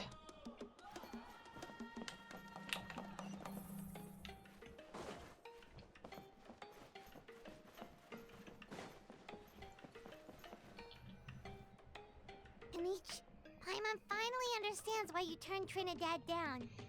You knew what he was planning, didn't you? That's why you didn't want to be the flame bearer this time, because it's a double-edged sword. The whole Mora thing was just a sneaky excuse. Double-edged sword is right, but my response wasn't merely an excuse. To solve this exceptional problem, an exceptional price must be paid. Saying you have a plan? I'm working on it. Really? Well, come on then, let's hear it! In a moment. Didn't you have a question you were about to ask me? Oh yeah. What was it again? Oh, right! We need to talk about How. He's completely unhinged. Yeah, that's the point. Where is he today? I agree that he has a problem. He needs disciplining. So, I hired him a teacher. What do you mean? Got him a teacher? Oh, Paimon would love to see him get scolded for bad behavior. Anyway, moving on. When we ran into a How, he said you two were investigating some Abyss thing together. Is that related to the whole Mountain King situation? Yes, that's the angle I've been working on. I'm a saurian hunter, but I occasionally hunt the abyss too. One time, I was pursuing some purple demonic dogs when I accidentally entered a hidden space. I did some research after the fact. Apparently, they're known as beastly rifts, and there are many of them of all different sizes. That's where those purple dogs were coming from. So... Yeah, trust me, we've seen the biggest if one we in can Inazuma. locate one of these beastly rifts, clear the monsters out, and move the Mountain King inside, he'd be able to continue living, but without posing a threat to the tribe. Whoa, that sounds kinda crazy. Would it really work? It's not without its risks, of course. There's a lot of unknowns in the equation. For instance, for all we know, a prolonged period inside the rift could make the Mountain King's condition worse. Still, we desperately need something like this, even just as a temporary measure. You've seen the conflict the issue is causing in our tribe for yourselves, and believe me, it's been a long time coming. The chief is adamant about keeping the Mountain King alive, whatever happens. I can understand. It's less about the Mountain King and more about preserving your culture and heritage. Yes, but on the flip side, you've got people like Elder Trinidad, who is more concerned about protecting the people he cares about, now and into the future. I'm kind of with And he Trinidad, has sorry. every right to take that view. It's one thing to try and preserve the last remnants of a glorious past, but making your kin pay the price for it? No one can seriously tell them that's a fair trade. You're right. There's no easy answers here. Let's leave that to one side for a moment and assume we go with your plan. How do you actually intend to find one of these beastly rifts? Because that's the thing too, is like, you can find other ways to honor him without just like keeping him perpetually in a coma. You can even build a big statue for him. Because at least in our experience, the dogs open the rifts when they want to attack us, not the other way around. I think I know a way. Are you really gonna do this? You have any better ideas? Nope. Not at the moment, but it just feels like using the power of the Abyss for our own ends isn't gonna end well. After all, the Abyss is what turned the Mountain King into a monster in the first place. People are gonna think you've lost your marbles. If it doesn't end well, then that's the price we pay. Everything in the world comes at a price. Even when Yupanqui the Firebringer stole the Turnfire, it cost him dearly. The Mountain King's erratic outbursts have brought tensions within the tribe to a boiling point. Unless this gets resolved quickly, everyone will be stuck in a stalemate. Alright, so what's this deal you wanted to make with us? We're hardly experts on exploiting abyssal power. All I need you to do is keep people away from me. I'm getting harassed on a daily basis by people trying to convince me to be the flame bearer. I can't afford to waste all my energy dealing with them. If you help me out, there'll be a gift for you in return. Ooh, what kind of gift? Something well worth your while, I'd say. Okay, but how do we keep people away? Just keep doing what you've been doing. Ingratiate yourself with the tribespeople, so everyone comes to terms with the fact that we have a new flame bearer. I'm not taking the fall for you. That way I won't have an endless stream of people coming to beg me to join the ceremony, and I can focus on finding a way to summon the beastly rift. Then, when the day of the ceremony comes, we'll move the Mountain King into his new home. Still sounds pretty crazy. Even for a daredevil like you, that's dangerous. And even if it works, what if neither Chief Lina nor Elder Trinidad are happy with it? Have you thought about what you'd do then?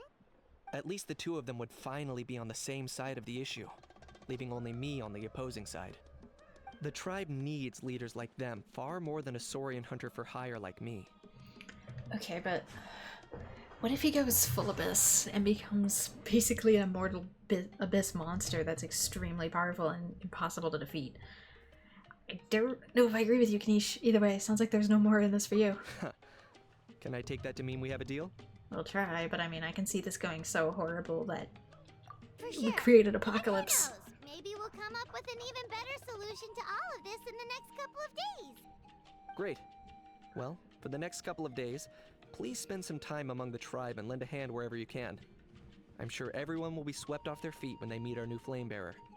Good luck to us both. Boy, you're gonna get us all killed!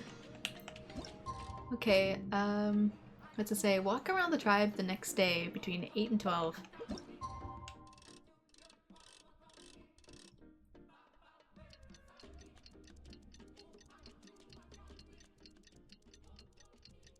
Just literally walk? If the Okay, task for the day. Meet the tribespeople and take some heat off of Kinich's back.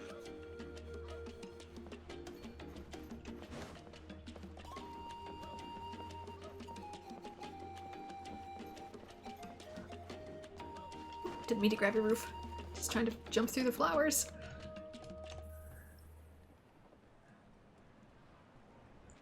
Hoonie, how can you call the Mountain King a monster? It kind of is now. Cause he hurt a lot of people. And look what happened to Nana. But it wasn't on purpose. The Mountain King is sick, that's all. He's been hurt by the abyss. That's true. But the fact remains that he's now a threat to all of us. How can you be so harsh to someone who's sick? If you don't take back what you just said, I don't know if we can carry on being friends. Toba, Huni, what's wrong? Huni's saying nasty things about the Mountain King. It's not right. He's our hero. Once upon a time, maybe. But not anymore. Hey now, let's not fight. Aren't you best friends? Yesterday, maybe, but not anymore. Toba? Fine. I guess my dad is right. Things change, and you just have to accept it and move forward. As of today, our friendship is over. There's no going back. Oh, come on, cut it out, you two. We have some great news to tell you. The Traveler is gonna be the flame bearer for the next Turnfire night. She's gonna do a beautiful ceremony and cure the Mountain King's illness for good. What? Really? Of course, I'm an expert at this stuff. So that's what my dad wanted to talk to you about?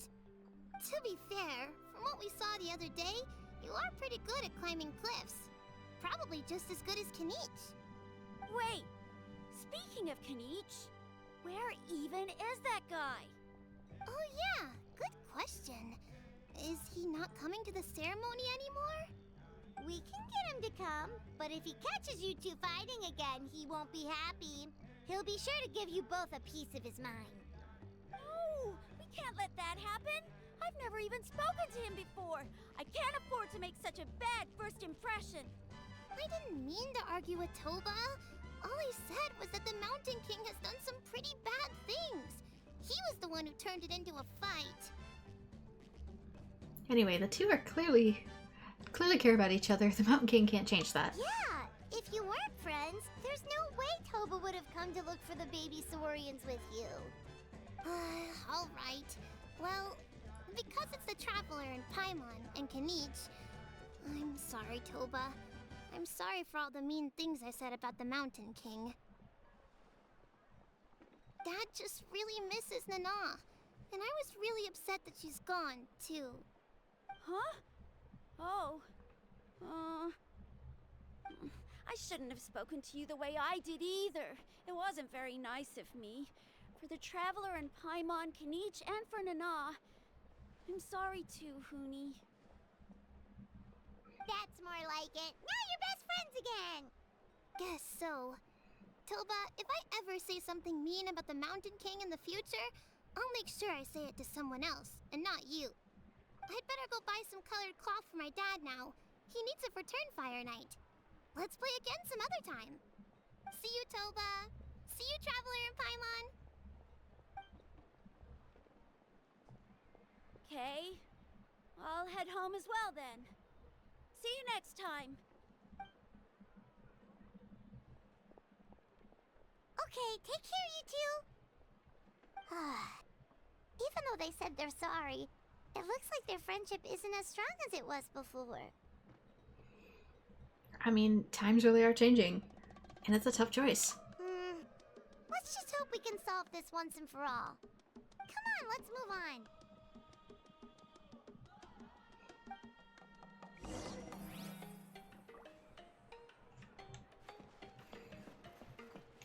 see other people's opinions on it too. What's going on over there? Let's take a look. I can tell other people feel similar to me though.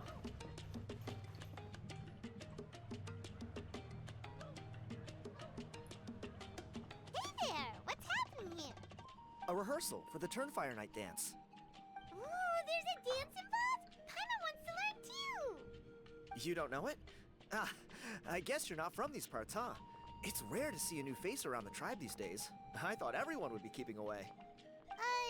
Why do you say that? Because of the Turnfire night, of course. The Mountain King could wake up at any time. That's why we're holding an emergency ceremony. This isn't one of those fun and games festivals. For outsiders, it might even be a little dangerous. Well, did you know that the Flame Bearer this time is actually gonna be an outsider? Oh, I did hear about that. It's a first for sure. I would have loved to meet them in person. Naive. What? Oh, it's you? Man, oh man. Well, this is a nice surprise. I'm the one who might accidentally kill your deity. Just thinking that I'll probably miss out on meeting the new Flame Bearer since I'm not taking part this time around. Then suddenly, there you are. Must be my lucky day. You're not taking part in the Turnfire night? How come? You're not an outsider too, are you? You must be joking. Watch this.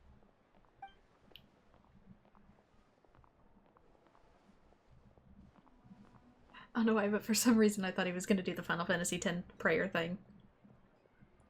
Not bad, right? Yeah, I'm considered one of the better looking guys who dances beneath the pillars of the Sacred Flame. Been doing it a few years. Always gets the ladies out to watch. Buddy, I've been making that gesture over and over as I attempt to catch a bug in my room. That's it. Is there any more to that dance? Well, I feel like the whole Mountain King situation is getting more and more precarious. It's just not safe here anymore. One of our elders' Saurian companions even lost her life not long ago. The question is, what are we gonna do about this in the long term? But our leaders don't have any answers for us. They're probably too busy fighting about it amongst themselves. The way things are going, it's only a matter of time before it gets violent. So I figured, you know what? Now's as good a time as any to get away for a little while. Go do some exploring. You look a little disappointed. Disappointed? Nah, it's a great opportunity to go see the world. As every male scion of the canopy knows, wherever you are and wherever you go, the only way is forwards. We take pride in that. I won't forget my roots. Again, it kind of feels like it's pushing me towards saying goodbye to the Saurian, the big Saurian. As they're saying, like, we want to look forward to the future. We want to have a future. Fair enough. So what's your plan for the next step? I managed to get in touch with the Saurian Relics Association. They gave me a simple test. Find a decent quality relic, and they'll make me a member. What's the Saurian Relics Association? You've never heard of it? It's a group of amateur history enthusiasts who do research on the ancient Saurian era. They're all about collecting relics and remnants from that age. Speaking of which, the guy who was Flamebearer before you, I've heard that his Saurian buddy comes from that time. A how? A how's a relic from an ancient Saurian civilization? Oh, yeah, him. Bold. So you know those two already, huh? Then, do you know how they met? It was deep inside some mysterious ruin, and they signed a contract there. The association folks say that the kind of contract usually comes with a huge hidden cost. Really? That sounds ominous. Who knows? But if it's true, Kinich can probably handle it. He knows what he's doing with weighing up contracts and costs and stuff. I doubt he'd make a contract that doesn't benefit him. Strangely enough, I actually happened upon a strange mural a while back, and it looked to me like it was depicting a Saurian and a human involved in some kind of Saurian-era contract ritual. Oh, does that count as a relic then? You bet it does. I was all ready to go take a picture of it and use it as my entry ticket to the association. But after all the abyssal activity recently, I heard that area's been overrun by monsters. The best laid plans, huh? I'll just have to wait and see if things improve. Or... you look like you know your way around a fight. I don't suppose there's any chance you'd be able to help? What do you have in mind? If all you need to get is a picture, that should be pretty achievable, right? The Traveler deals with monsters all the time. It's a piece of cake. Isn't that supposed to be your, like, introduction You're quest, seriously though? gonna help me out? Come on, it's no big deal. Compared to some of the things we've been roped into before, this is nothing. Pyro Archon above. You two have hearts of gold, you know that? You're the kind of people who could dive into the Turnfire deep in the bowels of the Night Kingdom, and it wouldn't burn a single hair off your head. I'll take that as a compliment. Of course it is. All right, come with me. I'll show you the way.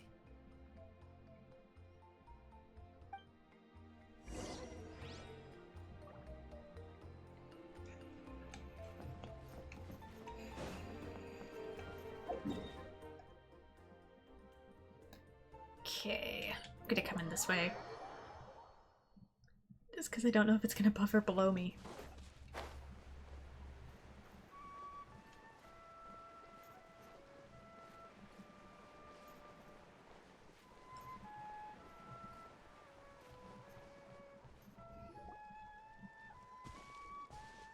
There it is. It's inside these ruins. As you can see, the place is crawling with monsters. Alrighty then. Stay back and take cover, Tiago. This could get dangerous. We'll take care of him. Great minds think alike. I'm not about to cramp your style. I feel like he's a treasure hoarder that's maybe using us.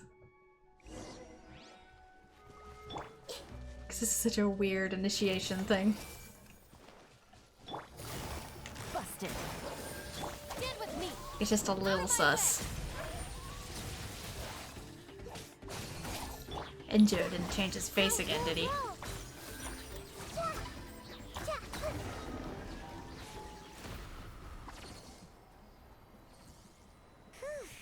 That should be the last of them. It's a good thing Tiago had the sense to stay in his hiding place, or things could have gotten really hairy for him. Hey, look!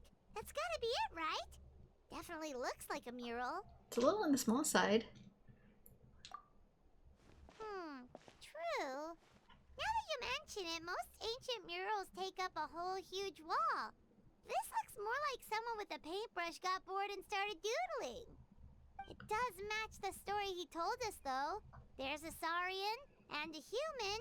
So, is that supposed to be what an ancient contract ritual looked like? It looks like the Saurian is jumping off the cliff. We're not here to decipher it, just photograph it. Maybe that's what the one Saurian companion was trying to do.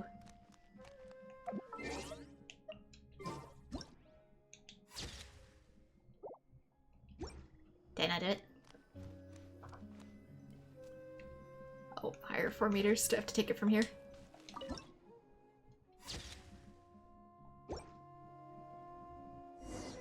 That's a wrap. Let's take it back to Tiago.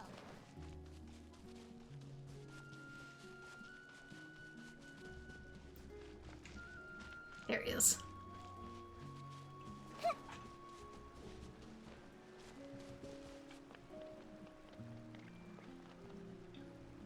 You've been robbed? Oh, Ponche. And I thought my luck was bad. Oh, I put blood, sweat, and tears into that, and now I've got nothing to show for it. Some gap-toothed goon stole it from me.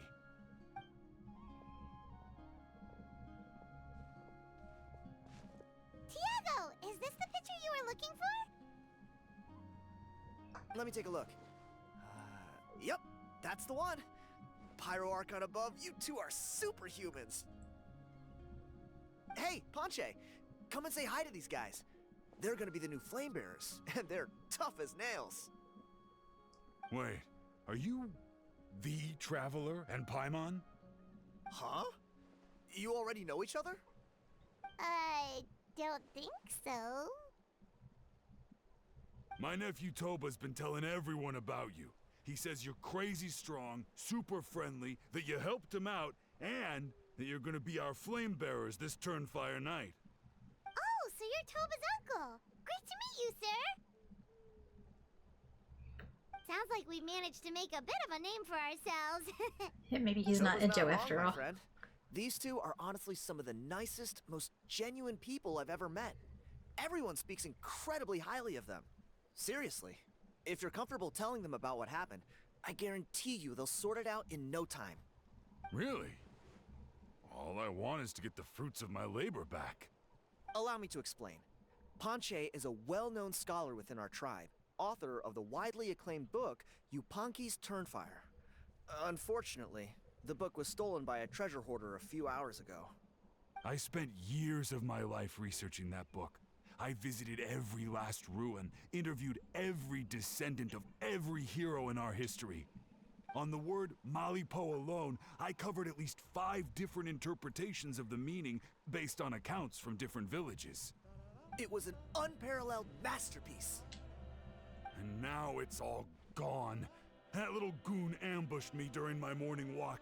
He snatched all of my belongings, including my entire manuscript. That book was everything to him.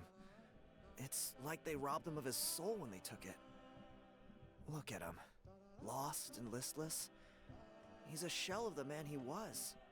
Dear honored guests of our clan, I am but a helpless old student. If only for Toba and Tiago's sake, please help me, I beg of you. Where were you ambushed? See what I mean, Ponche? Now you've run into these two, your luck's about to change, big time. I don't know if he's still there, but come on, I'll take you. Aren't I supposed to just be distracting people in the village? I feel like I'm getting pulled a lot of directions in this quest.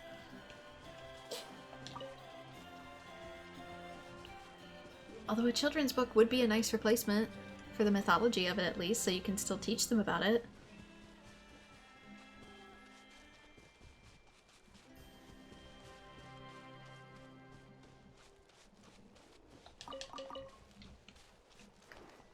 Like I said, if he was still okay, I'd feel totally different about this, but the fact that he's basically being kept in a coma for a mythology doesn't make me feel too good about it, and the fact that we know that if he wakes up, he's just gonna be essentially a zombie. Treasure. Why is there so many Quinella berries in here?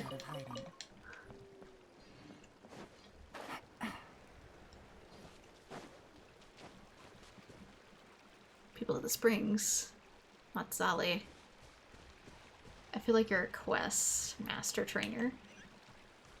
Maybe master trainer. Want to try out the Spirit Way challenge? While you're here, you might as well give it a whirl. Sure beats going back empty-handed, am I right? What's this? Coins, flow light targets, flow light leaping, flow light rifts. Avoid those, collect those, hit those, jump through those. And develop a Holosaurus for the event. Yeah, duh.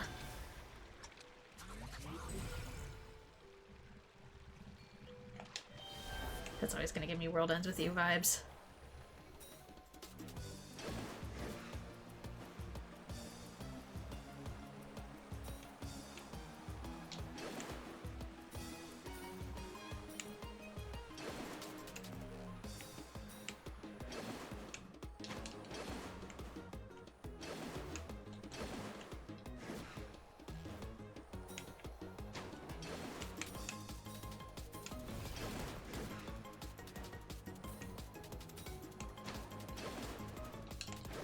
Both.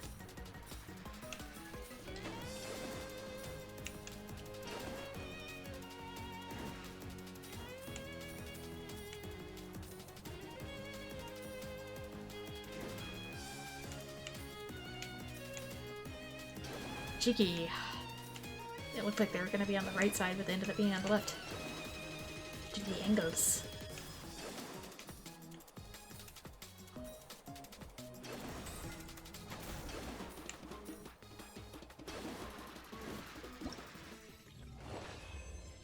Quest complete, S tier rank.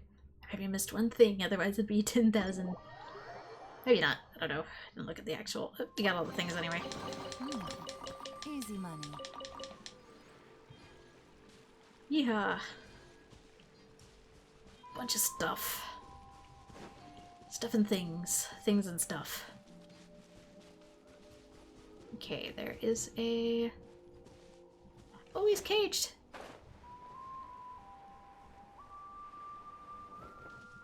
Oh no! How do I engage him? It's blocked by something and cannot be opened. Maybe I have to hit it with that? Some way to press the button?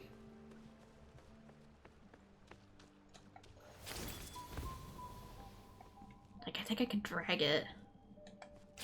Oops. And that doesn't happen.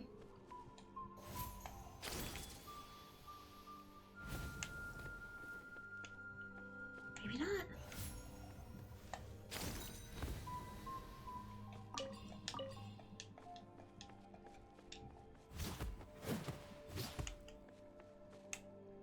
I'm almost positive I can drag these.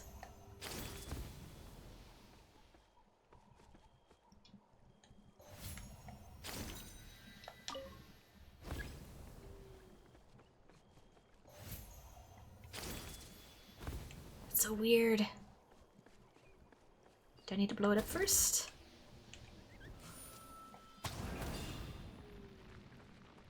That didn't work.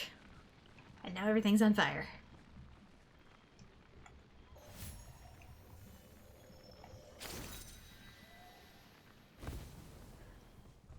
Oh, that's so weird. Okay, let me look it up real quick. Genshin Atlan move box. A Yunkasaurus skill to push the box, blocking a cage. After moving the box to free the trap Mana 2, you can use the same skill in a different box to get to a higher area, so I can move it. I just... it's skill, though.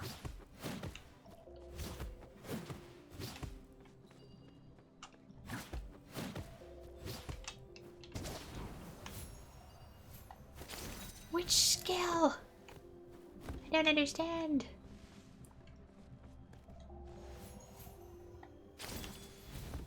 That just brings me closer to it. Yukasaur's skill to push the box away from the cage.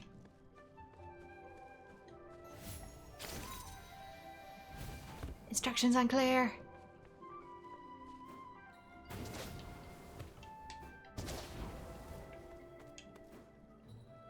What am I missing? Do I have to hit it from this side? That didn't do anything.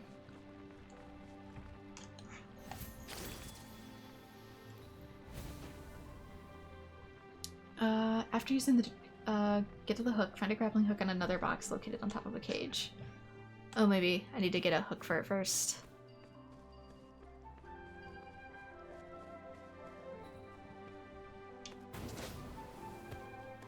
This is very confusing.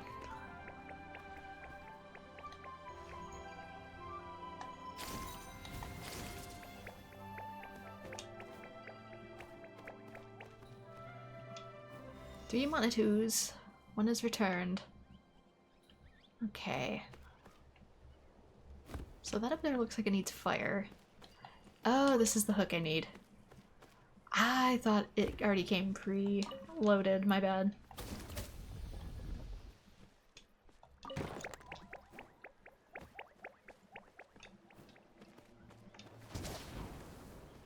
It's been a while since I've done these. Forgive.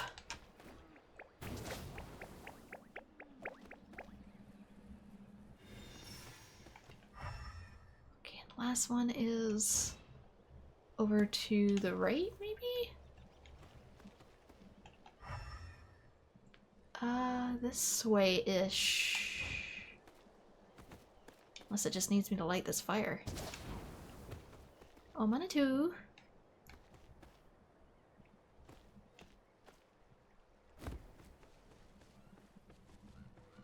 Is it down in here or is it up top?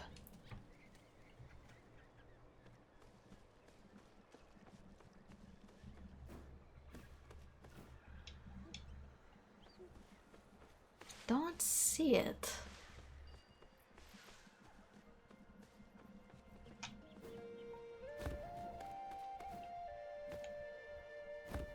Somewhere in here, but not much.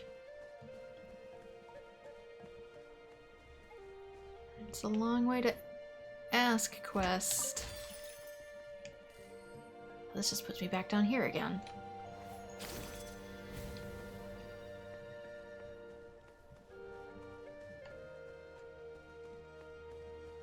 Maybe up here? This is where it's pointing.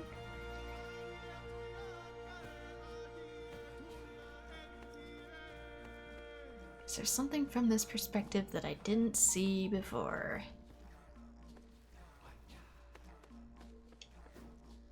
Doesn't feel like it, but who knows? Oh dear.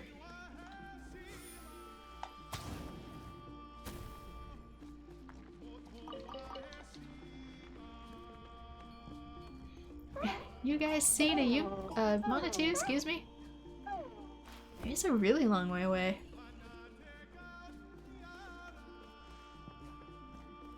This feels way too far.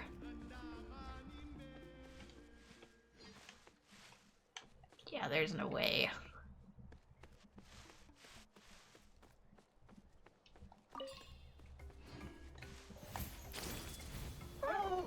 Unless he was somehow up top, there's no way.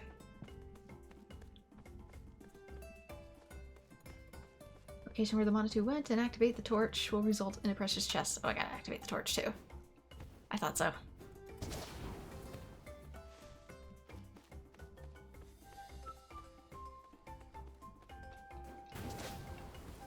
Maybe the last one is in the torch.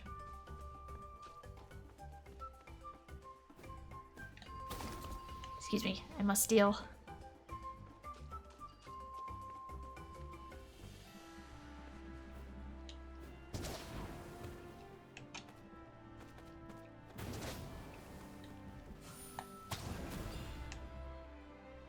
Didn't activate the torch?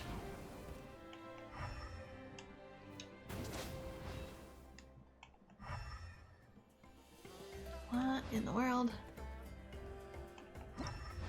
Oh, not that.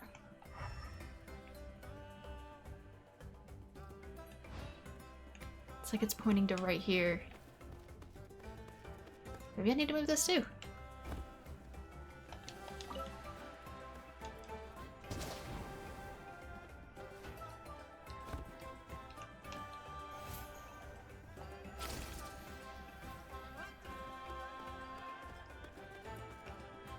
Are you sitting on something? Are you hiding a thing? You are! Oh my gosh. But now I need fireballs.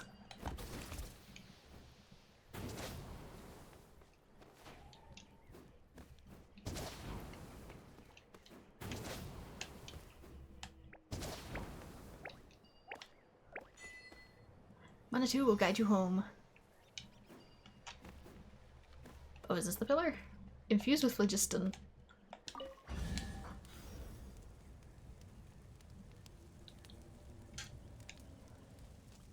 Oh, maybe this is the chest they were talking about. I thought I had to literally fireball it.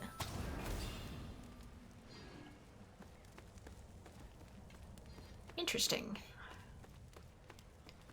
But anyway... Monitou is guided home. Where? Okay, that's back there ways.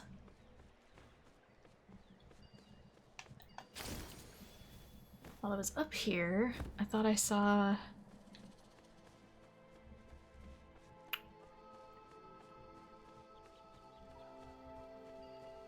Maybe it was up on that side. Did I or did I not see... Oh, it's the one inside. Never mind. It's the one that's inside the cave.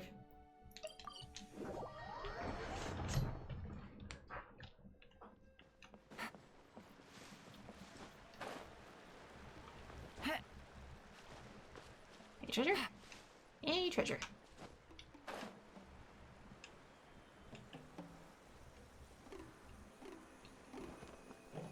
How was I so wrong? Hey! You thieving rat! Give me my things back! What do you want now, you old bum? God, you're a waste of space. Prepare to get shoved butt first into a tree hollow.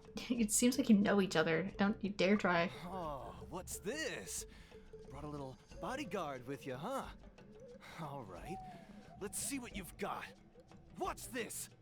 Eat dirt, suckers! Wait, did you just throw mud in my face?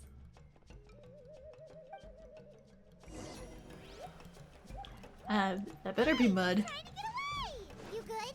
Let's chase him down!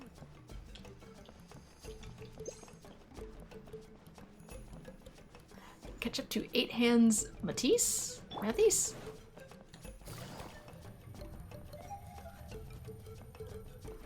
But I brought the chaser with me. Are you kidding? I will catch you.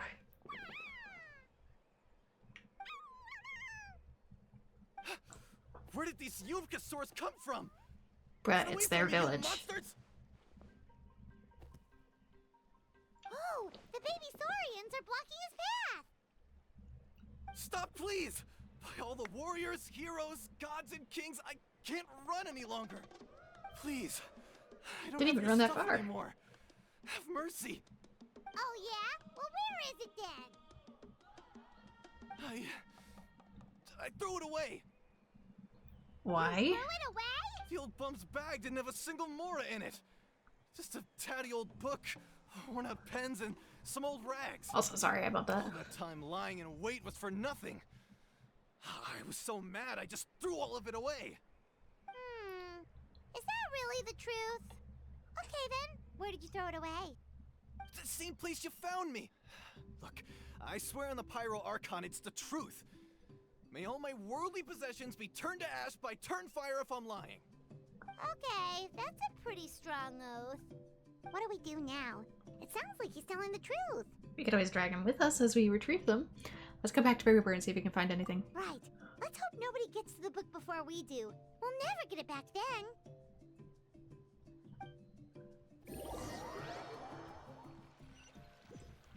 Meanwhile, somewhere hidden. Although the Turnfire is a heroic symbol in Huitztlan, it always comes with the more ominous implication of eventual tragedy. This holds true for all bearers of this ancient name in recorded history. Of course he Each found one it. of them died of non-natural causes, as if the specter of the Turnfire was always lurking in the background. This appears to suggest the existence of some higher power that is always watching the name-bearer, examining their actions, and eventually demanding payment in return. None can escape this payment, unless, perhaps, they could honestly swear by Turnfire to never make a single mistake in their entire life.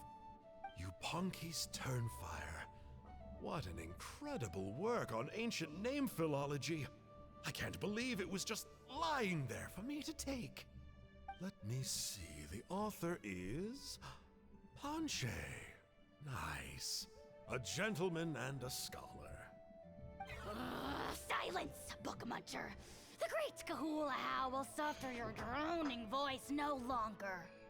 Do you truly find no joy at all in perusing such rich historical records? Joy? What joy is there in this pointless drivel? Well, it makes a pretty shocking prediction. Every bearer of the ancient name Malipo eventually meets a grisly end. Maybe that's the price you pay for the name that means price? What? You're saying Kinich will die a violent death? So I'll finally get to take over his body? When will that glorious day arrive? The great Kahula demands to know! Wow, you are just irredeemable, aren't you? An agent of chaos down to the core. You make us Abyss Order folks look like saints in comparison. Silence, maggot! To presume that anyone compares your kind with the great Kahula is sheer vanity. And if that day ever comes, oh, your doom will soon follow. You don't need to lecture me about Doomsday. Here's what I know, based on countless historical texts. All civilizations will be reduced to rubble by the passage of time. From ancient kingdoms, to heavenly thrones, to worlds beyond, there are no exceptions. But from the ruins of every civilization, the dust will rise and never settle, thus transcending the confines of time. That dust is what we call a civilization's spirit. And you, great Kahul Ahau, are one such speck of dust from a bygone age. I've paid dearly for the chance to observe you up close. Now, let me take a good look at you. We'll see whether any memories of that age still remain inside you. Any of them 8-bit memories.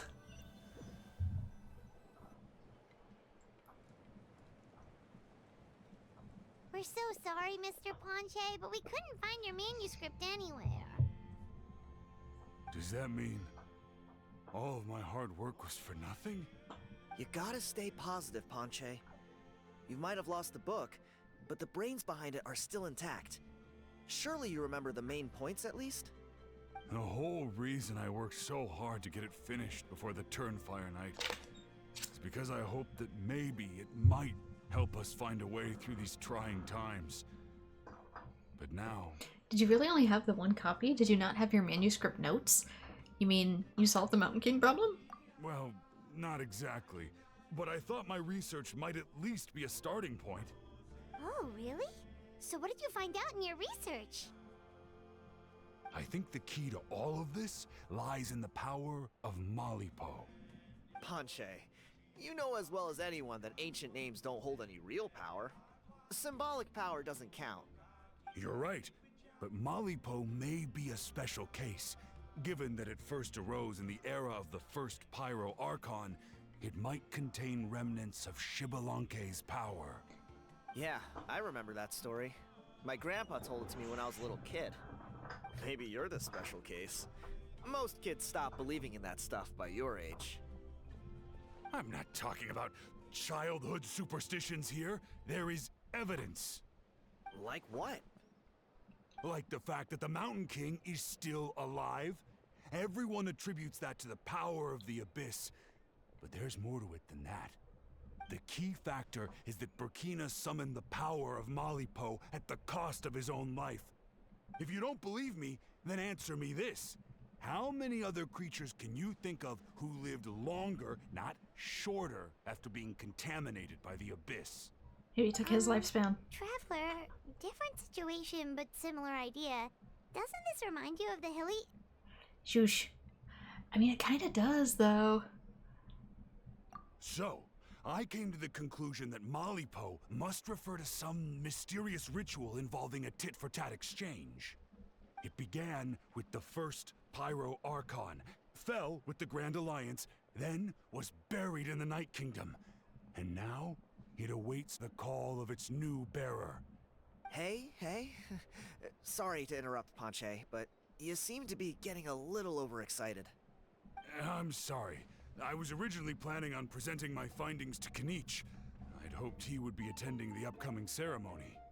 Sounds to me like you dreamed up one fanciful theory to support another. Kinich, what are you doing here? I more or less finished what I was doing, so I came to have a quick catch-up. Now a good time? Kinich! I'm onto something. I haven't worked out all the details, but you have to attend the Turnfire night. So Mr. Ponche here has done a lot of research on the history of the Turnfire, and thinks he might have found a way for you to solve the problem. I'll be there, Ponche. Let's go. Also, how do you not keep good track of how? He seems to be up to something without you. Records of Hanan Pacha. Oh, there must be collectible books. I did not realize.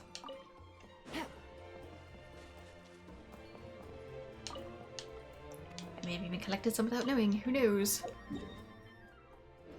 This way.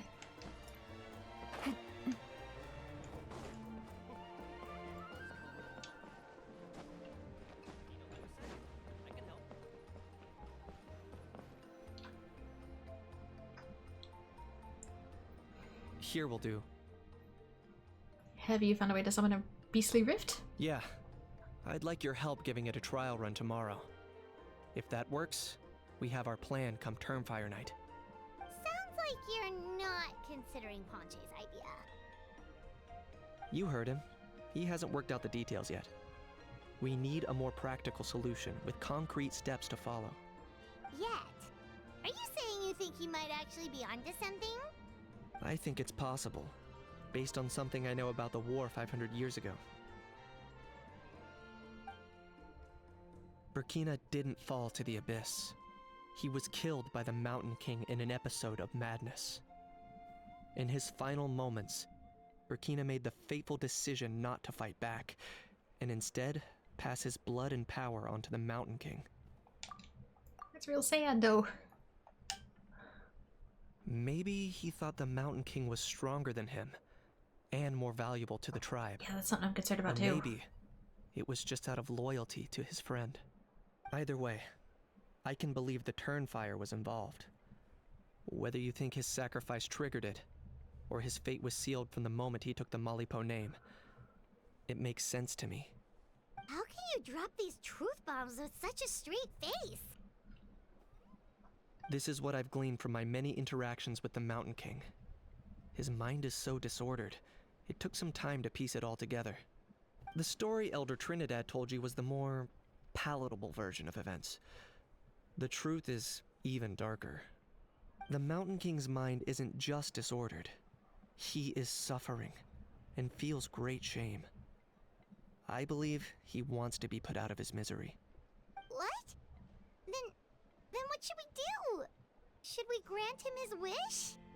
Of course not. We should help him move to a new home. I don't know if I agree with you, Kinich. Like, it's better for the whole tribe if he passes on technically to his new home. Naturally, he is suffering, like I assumed he was. So your goal hasn't changed? It's the only practical solution. I would hate. The Mountain King is a hero to my tribe. An object of worship, even. Yeah, object. Ending his life would be like desecrating a statue.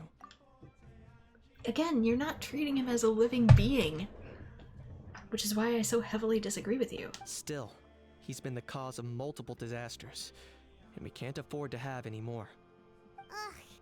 Practical solutions hurt Paimon's brain. Can we follow our hearts next time? Then let's break for the day. I've already found a suitable venue for tomorrow. Okay, wait till the next day, 800 hours. I gotta go full loop.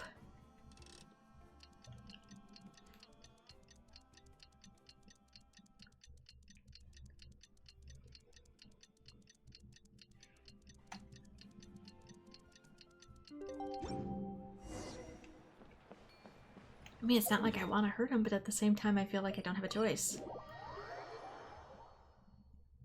Is it in here? Yeah, it is. Is Reeve been keeping in, Joe? You're here. Very punctual. Behind my back. Oh, so the gruesome twosome come crawling back. Here to make amends after the gross irreverence you displayed last time? Very well. The almighty Dragon Lord, Kahula How, shall grant you the audience that you seek. Now pucker up and kiss our feet. Kinich, didn't you say you found him a teacher? He's just as out of control as ever! Oh no, the teacher was Enjo. Hey! No one gets to discipline the almighty Dragon Lord Kahula How! No one! How do you put up with this behavior? Maybe because I've never had a gentle-natured companion like Paimon to compare against. Is that a compliment? I'd rather be alone. Yeah, I see what I'm missing out on now, and it's a lot. Kinich! We could drown this measly flying ant in one droplet of spit! How dare you compare her to the almighty Dragon Lord Kahula How! Oh, just wait till I possess your dead body!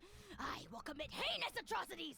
Tear down your legacy! Destroy your reputation! Wreak havoc on your...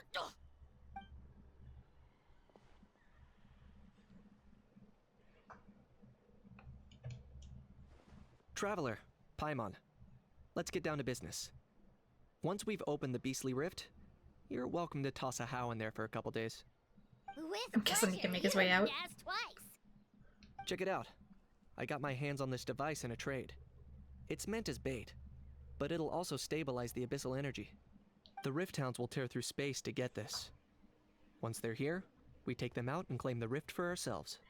Yeah, how did you get your hands on this? I know it came from Enjo, but at the same time, what did you trade? Also, that's some very interesting technology. Is that how he warps? You'll find out soon enough. First, let's try this out.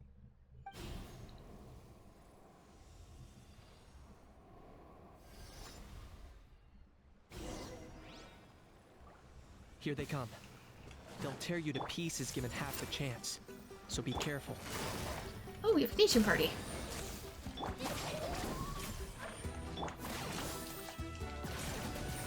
I didn't realize I am stuck on the terrain.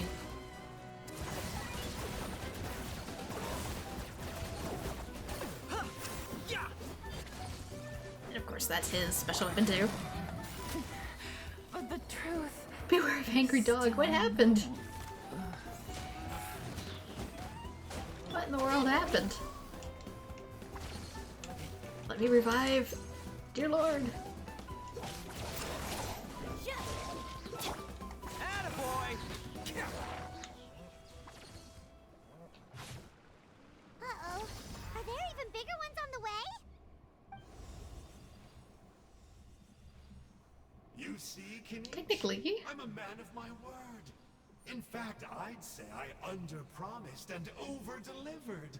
Nifty little gizmo, isn't it? I take it this is your true form. Now that our deal is complete, it's time to start the next phase of our relationship. I made a promise to the great Kahula How, and now I'm here to seize your body for his use. Cliché, I know. The hero's trusted partner sells him out to the abyss in a shocking act of betrayal. Cue bad guy speech and drawn-out death sequence. You read too many fictions, Senjo. Huh? Huh? What are you two doing here? Oh, Mr. Kinich, this is not what we agreed on. Traveler, this is the gift I got you. I know you're looking for intel on the Abyss Order, so I thought he might be of use to you. But it looks like you've already met. Yeah, we've met. Yikes. Frosty reception. Gotta say, I kinda pictured this moment going a little differently. Tears of joy welling up in your eyes as you say the words, "It's good to see you again, old friend." Don't be ridiculous. Sounds like you've been reading too many romance novels. There we have it. Change is inevitable and nothing lasts forever. What a pity. Well then, time for you to meet the new me. This time, please call me Sanka. Sanka! Aha! So you're Glasses Guy! You tricked Huni and Toba into telling you a bunch of stories! What's your real name? What does it matter? A name is a superficial label. It's what's deep down inside that counts. And I've shown you the deepest parts of me. Phrasing. You mean the masochistic parts? That would explain a lot. Why else would you show up here and start acting like a wise guy? You looking for a fight? I'll pass. I do rather like you, as I've said before. But my one quibble is that you really don't know your own strength. And what are you doing here? Wait. Of course. You're the one behind all the recent Abyss activity. Let Paimon guess. You've been provoking the Mountain King too. Haven't I told you before? I'm not part of the inner circle who do our Highness's bidding. My interests are far more low stakes. I spend my time digging for truth in ancient doodads and books. You really think a benchwarmer like me is capable of more than that? I'm a little confused by Her Highness's bidding, considering that since I'm playing in Lumine in this version, I think he's supposed to mean His Highness's bidding. I investigated him. He's not connected to the recent events. Just happens to be in the area. I mean, in 1.0 there was a whole lot of glitches where they got the gender oops just because of the coding, but it's been a while, and I think they did it again. So, I struck a deal with him. He helps me summon a rift. I allow him to do some historical research. But that's all over. And now Kinich wants to hand me over to you. Well, I was hoping this would be an opportune moment to whisk away his body. That would have given me some more time to study the great Kahula How. But now I've run into you, which is just my luck. Or maybe I've incited the wrath of the Turnfire, and this is the price I have to pay. But I don't understand. What did I do wrong? Probably a lot. You tricked Honey and Toba. What was I gonna say? I was gonna say something else. Oh, if I was to start this game over again, not that I have any plans to, and don't you dare jinx that, I probably would actually choose to play as Aether just because he feels like the more canon protagonist with the way Hoyo treats the two. Wait, does that count? Let me think. How? You are the worst of the worst! Colluding with the Abyss Order against Kinich? How could you betray your partner? There is no betrayal. The almighty Dragon Lord Kahula How is a partner to no one. Don't worry. I told him to act as bait. Yes, and you should have picked a bigger fish. The Abyss Order? Ha! What a joke. Not even a match for our lowly servant. I put up with this toad's croaking for days, and it was all for nothing. It looks like your disciplinary measures have been less than effective, Mr. Enjo. What did you expect? Behavioral rehab isn't really our thing. Otherwise, we might as well change our name from the Abyss Order to the Abyss Boarding School. The abysmal disorder would suit you better. Kinich! Dispose of him! He is of no further use to us! Traveler? Wouldn't be the first time. Be my guest, the Abyss Order is a threat to us all. Let him go. He'll never amount to much in the Abyss Order anyway. You see, this is why I like you. Still, you shouldn't underestimate me just because I'm a lowly clerk. No, I'm more interested in what you're up to and if I can use it to my own ends in the future. I could never beat you in a straight-up fight, but when it comes to running away, I won't lose to anyone. Do me a favor and remember how fast I disappear. Maybe then you'll show me a little respect next time. Darn! He got away again! Couldn't you have stopped him? It's alright. He's not worth our time and energy. Besides, it seems like he's in debt to a lot of people. I'm sure they'll keep him busy. If you say so. Still, Paimon's kinda surprised that you actually struck a deal with someone from the Abyss Order. To borrow that guy's words, names are superficial labels. Whether you call it the Abyss Order or anything else, it's a broad generalization at best. Think of it like apples that have fallen from a tree. If you tasted each one, you'd find that they're all at different stages of ripening. Even the unripe fruit blown off its branch before it's fully grown can still be brewed into a fine wine. Everything has its use. Or baked into a nice pie. Well, in that specific sense, maybe Enjo's not such a bad apple. Not rotten to the core, at least. Of course! Only the almighty Dragon Lord, Kahula How, is rotten to the core and evil beyond redemption. Ugh. So what exactly are you anyway? You're definitely the evilest little thing Paimon's ever met. Don't worry. He can't hurt a fly. Because you signed a contract? You could say that. Paimon heard that those kinds of contracts might come with a terrible cost attached. Is that true? Such as a How watching me like a ravenous vulture? Vulture? Vulture? We are the Dragon Supreme! Sovereign ruler of the Nation of Flame! Let's pick this up another time. It's getting kinda late. You should go back and get some rest. Big day ahead. Tomorrow's Turnfire night. Time to light the sacred flame and burn away the filth for a legendary 500-year-old warrior. Oh yeah. Hearing you lay it out like that is making Paimon a little nervous. For all the work we've put in, it all comes down to tomorrow night. We have to make sure we solve this problem once and for all. Then it can't hurt to say this one more time. Good luck to us both. Good luck to us both. See you tomorrow.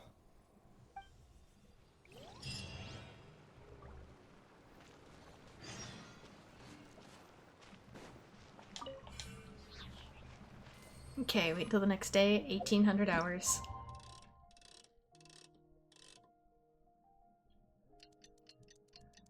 Oh, what are we gonna do? Are we gonna save him or not?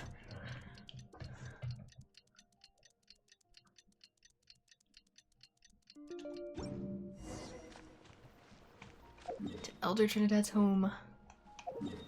Just trying to see if there's anything else in here. Oops.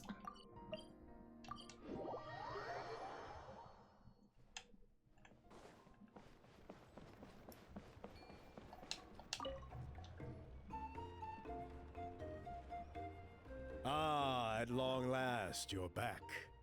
I hear that you've done much for our people these last few days. Everyone has nothing but praise for you. Many young people have heard the rumors too. They're all eager to meet our new flame bearer.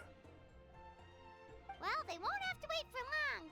It's almost time for the ceremony.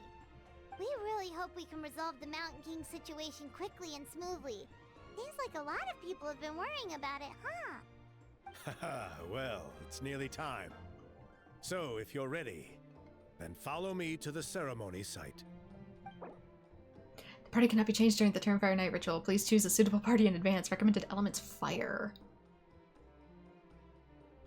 I still need time to prepare.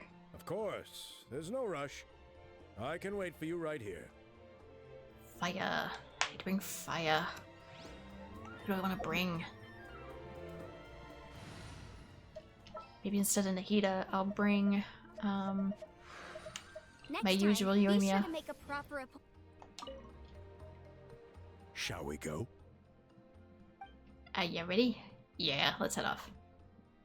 Actually, of course. She's in the party, right? It actually changed. Okay, good. Shall we go? Off we go! Because I'm still building Yoimiya's new kit. It's not ready yet.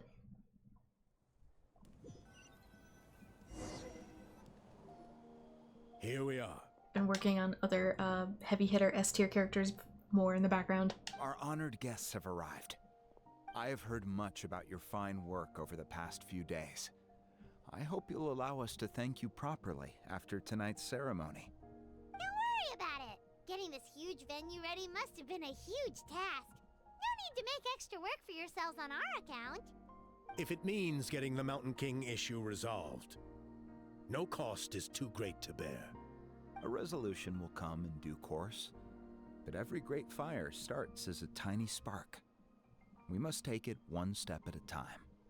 No one would disagree with you if that were possible, Chief. But it's been far too long since we've seen a real step forward. Look around you. Can't you see how our numbers have dwindled since the last Turnfire night? The ceremony was arranged on short notice. Many are away from home and could not make it back in time. That may be so, but still...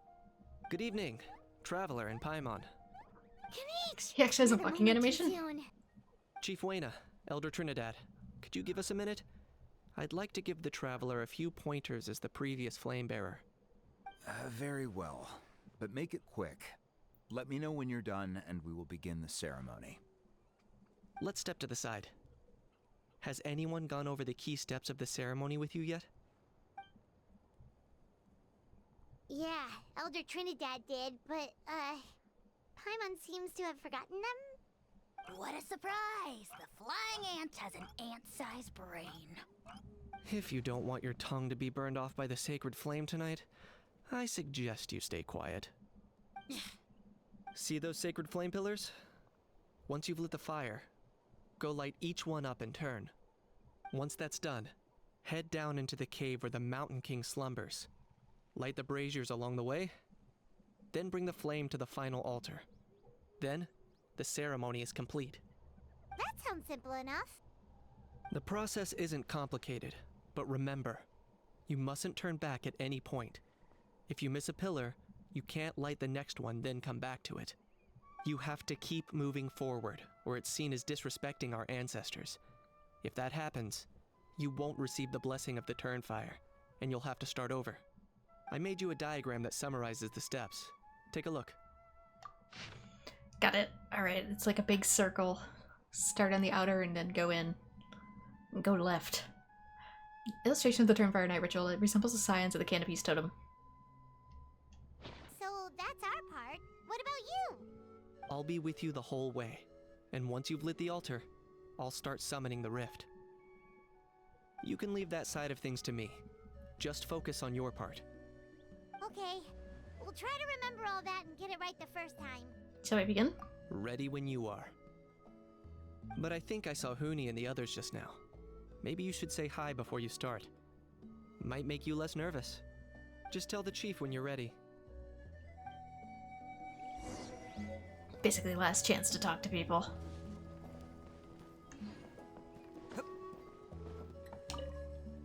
Miss Traveler, you're finally here! I even dragged my uncle out to watch the ceremony. Although I'd hoped for the Malipo name-bearer to perform this ceremony, that was never anything to do with you, so please don't take it personally. I got thinking last night, and I realized if the lesson of Malipo is to look forwards, then I should accept that my book is gone and start anew. Besides, I'll have even more to write about this time, given this will be our first Turnfire ceremony featuring a flame-bearer from another land. I'll be taking detailed notes. Good luck, I don't like how you Traveler. said that. You got this. I feel very nervous with that, sir. Also, I'll return the book. Hey! Bet you're surprised to see me. Didn't think I'd be coming, did you? I was all packed up and ready to go, but then I thought, I wonder if the ceremony will go any differently with the new flame bearer. So yeah, here I am again. I still owe you for that picture you took. So once you start, I'll be dancing to cheer you on. Don't be nervous. You'll do great. I don't know about that. You'll do great. After how many takes, though? Who knows?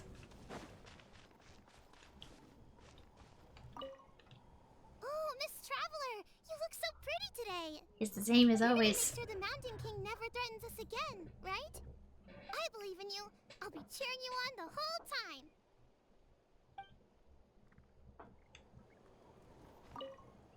Mighty Outlanders, the time has finally come. You know what must be done. Please remember, you must cleanse as much abyssal energy as you can. This is the only way to prolong the Mountain King's slumber.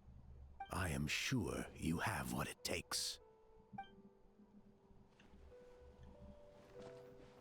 Is Kinich here? I don't think he is. No, he's not.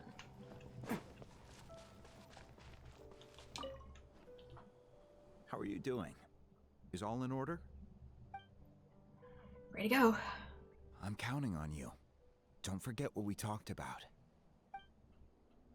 By past fuel and present flame, life marches ever on. My brothers and sisters, the time has come to light the fire once again, and let the Turnfire night shine bright in Huitztlan. Huitztlan, that's how you say that.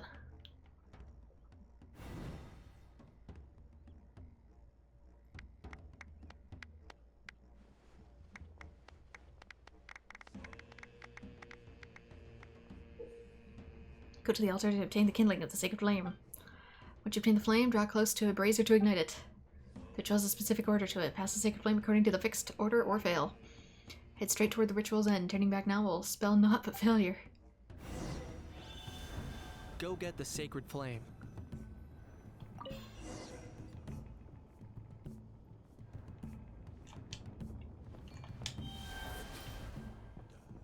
Okay, I got it.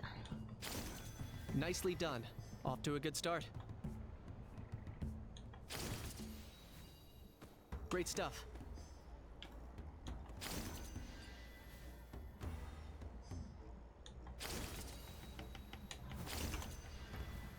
I didn't miss one.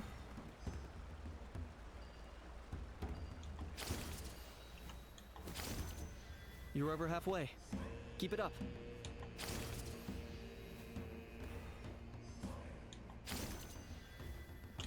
Just a thought, but maybe you should have had me train here. Not using a real sacred flame, Impressive. of course, but... Just one more to go. Come on. One last push. The final sacred flame pillar is up ahead.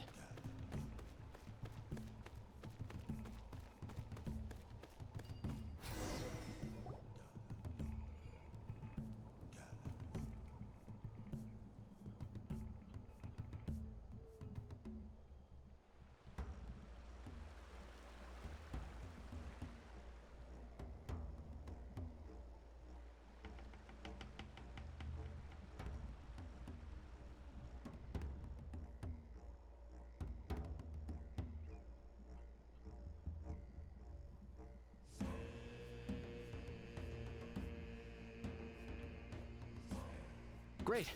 All the pillars are alight. Next, it's down into the canyon and head for the Mountain King's cave. Do I just jump or what?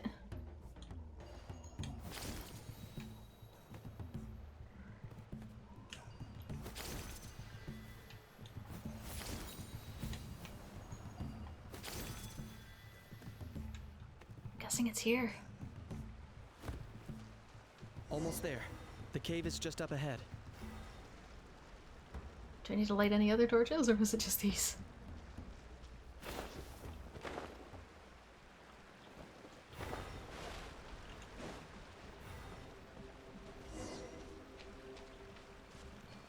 The Abyss presence is growing strong.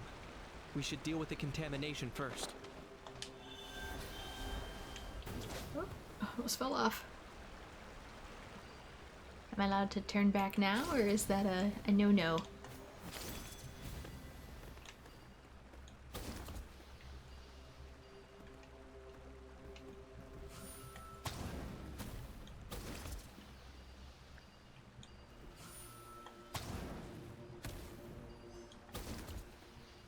Two to 6. How far can I fling these?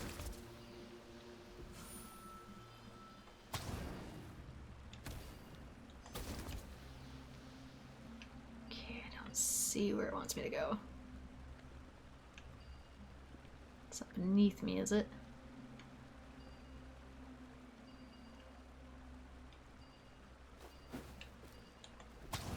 Oops.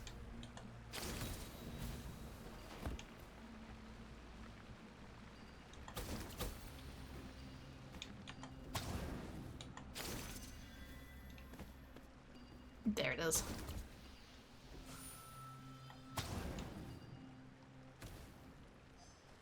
Gotcha.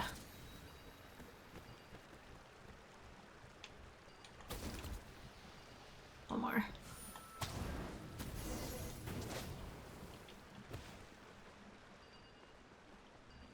where to? There's the altar of the sacred flame. Remember, light up the torches around it first.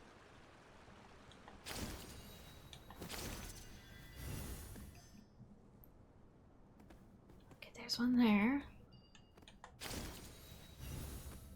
Yeah, I swear I've fought him before.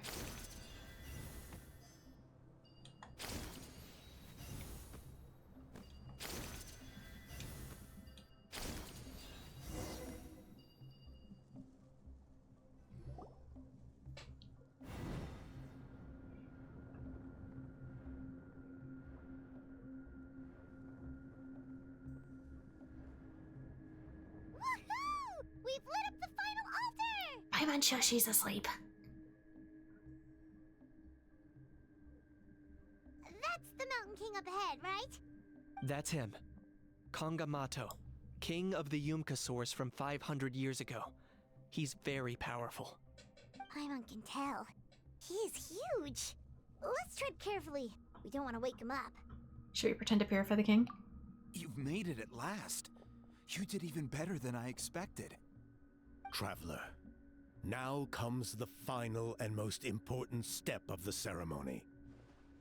Please use the power of the sacred flame to cleanse the Mountain King of abyssal filth. There's no need this time.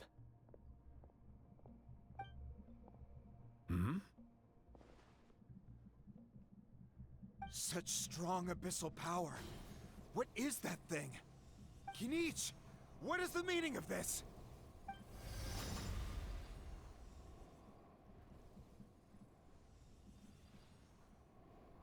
You know, you could have opened the rift right under his butt.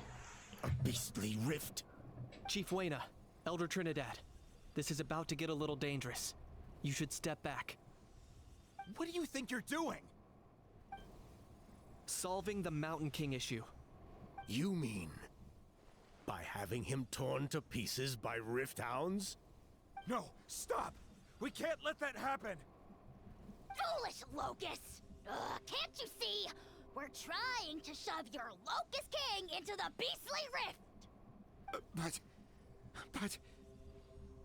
I'm sorry, Chief Wayna and Elder Trinidad. This is the only way. Can you promise me that no harm will come to the Mountain King? I can't guarantee it, but I'm fairly confident. Traveler, this is not what we agreed on. You must cleanse the Mountain King of every last trace of abyssal contamination. I've changed my mind. I don't want the king to die. This is what Kinish's idea has nothing to do with me. It is true. Okay, I see what this is. You've been in cahoots this whole time.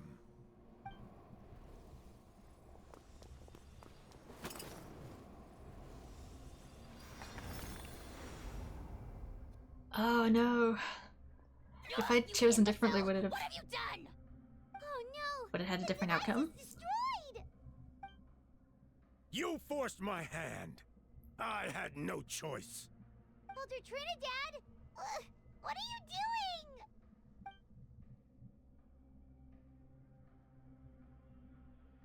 No, the Mountain King is waking up!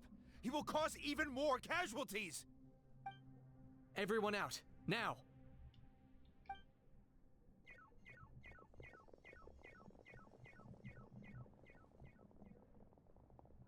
I faced him before. I'm pretty sure I can do it again.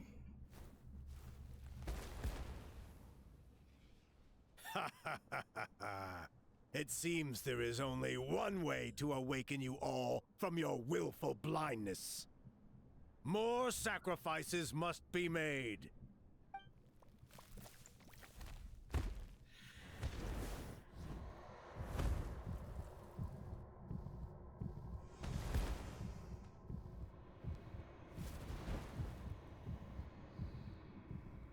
What exactly are you looking for, buddy? Mountain King!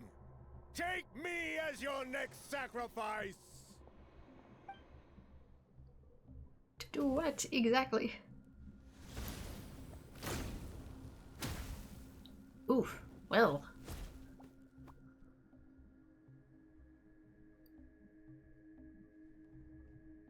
Everyone's still outside. We have to keep the Mountain King here. Give me a hand. And do what? That was unexpected. Dissipate! Gotcha. I need to heal faster than this. Watch out for the fruits he's spitting out. I can use those against him. Yeah, that's it.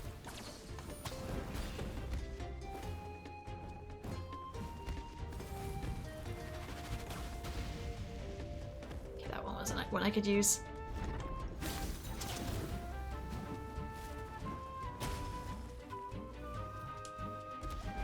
Is this an entirely scripted fight?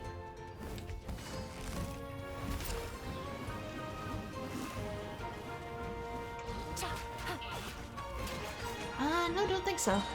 Here comes the cash. Our bond is strong. I'll settle this.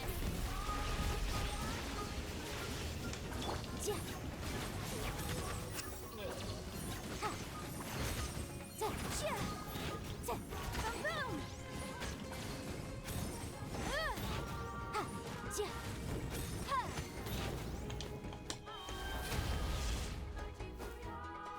Buddy. I think the fruit took me out.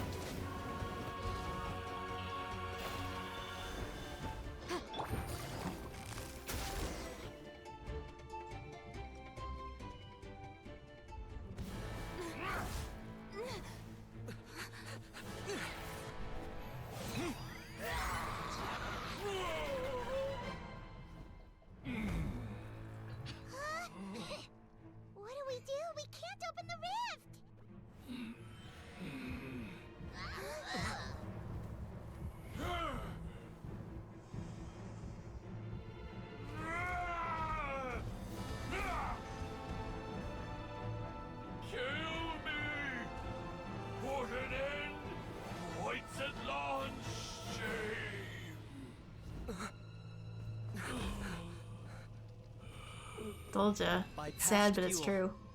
and present flame, life marches ever on. Oh, Burkina, I must atone.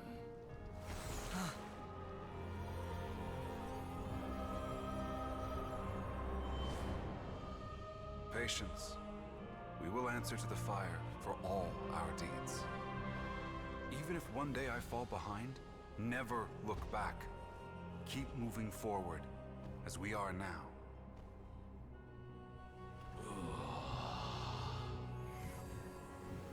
Live with your guilt and shame. This is the price to pay.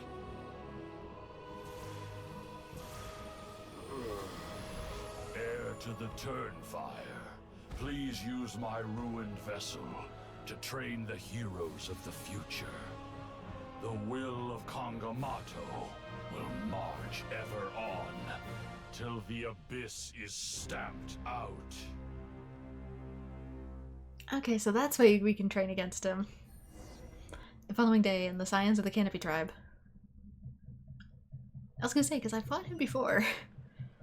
So this must be why he's rooted here. Potentially still a shadow of himself, like a ghost, but... Pretty eventful day yesterday, huh? Paimon wonders how things are doing now. Let's go ask the chief! Traveler, you've come at just the right time. I have some good news for you. Trinidad's condition is stabilized. He suffered burns on much of his body, but we believe he'll survive. Damn, I'm surprised he survived at all. Also, what exactly did Kinich do? Guess that's the best news we could hope for. Paimon has to ask, is everyone in your tribe such a risk-taker? First Kinich, then Elder Trinidad? Is this the Scions of the Canopy's adventurous spirit in action? We're simply not afraid to charge ahead into the unknown. Is Kinich okay? He's fine. Don't worry. He's gone to check on the Mountain King. Something most mysterious has happened. After the incident yesterday, a transparent shell has formed around the Mountain King's body. We don't understand the mechanism behind it, but the shell appears to insulate him against the influence of abyssal power. It is somewhat akin to a scab, in that it stops the abyssal energy within him from bleeding out, while also preventing further abyssal energy from seeping in and infecting him. He still sounds stuck, I've never though. seen anything like it. The tribe's most senior elders believe it was caused when he was burned by the sacred flame, similar to the way burned wood becomes charcoal. I think their theory makes sense. After all, we've never thrown the Mountain King directly into the sacred flame before. Wow. Technically, he threw So himself. It's made a barrier against abyssal energy? That's a good thing, right? It's practically a miracle from what we've seen of it so far. It means that the Mountain King's level of abyssal energy is now stable. No longer will we need to perform an annual cleansing ceremony. Wow, that's amazing! Was it really just the power of the sacred flame? I know what you're thinking. The young people in the tribe are already speculating that yesterday's ceremony was a Turnfire night like none other in our history. Because you and Kinich, you summoned the very flame that appears in our ancient legends. A great transparent ball of fire. And that fire is what saved the Mountain King. Whoa! So that was the real Turnfire? I may be the chief of this tribe, but I've only ever known the Turnfire as a concept in our legends. I cannot answer that question. If anyone can answer it, I suspect it would be the bearer of the Malipo name. He is in the Mountain King's cave as we speak. Ah, so Kinich then. Why don't we go see how he's doing?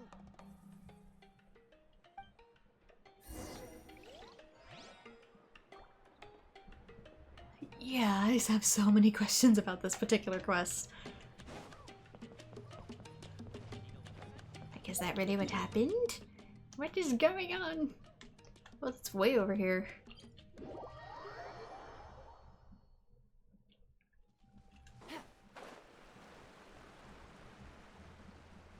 Ooh, also, are you putting Nahida back? There are still so many. I thought the quest would actually require fire, so that's what I brought Yanfei, but dang it, I wanted to see if I could read his mind. Probably not, but... Hey, Kinich! Hey yourselves. You two doing okay after yesterday? We were gonna ask you the same question. You scared Paimon half to death when you rushed into the fire! Sorry. I couldn't just stand and watch the Mountain King get burned alive. So you thought you'd try and extinguish the sacred flame with Dendro? Or is that an attempt to make the almighty Dragon Lord Kahulahow die of laughter? The sacred flame only possesses a fraction of the Pyro Archon's power. It's not as if I was fighting the Pyro Archon herself. Kinich, when you went into the flames, were you intending to, Intending to what? do the same thing as Burkina? Sacrifice myself?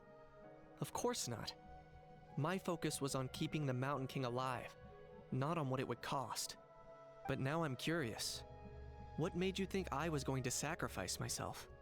Well, because everyone's saying the Turnfire is what saved the king last night. And Ponche's theory was that summoning the Turnfire is a tit-for-tat exchange, right? So, Paimon thought you decided to pay for it with your life. So you've heard that rumor too. I'm afraid I can't say for sure. What happened yesterday was a first for me too. Well, even if you don't know, there's probably no one in the world who does.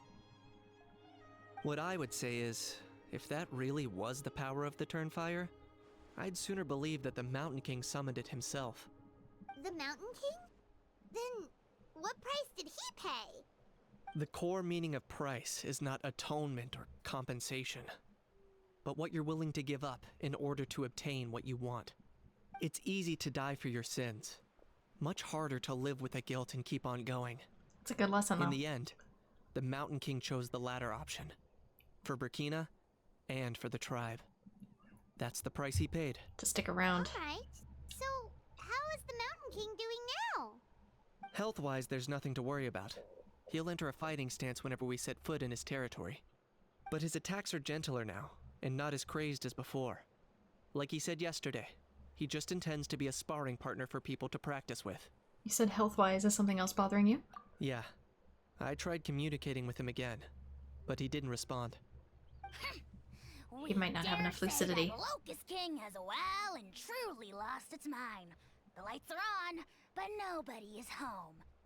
Its body remains fighting fit thanks to the perverse power of the Abyss, but time has been less kind to its soul.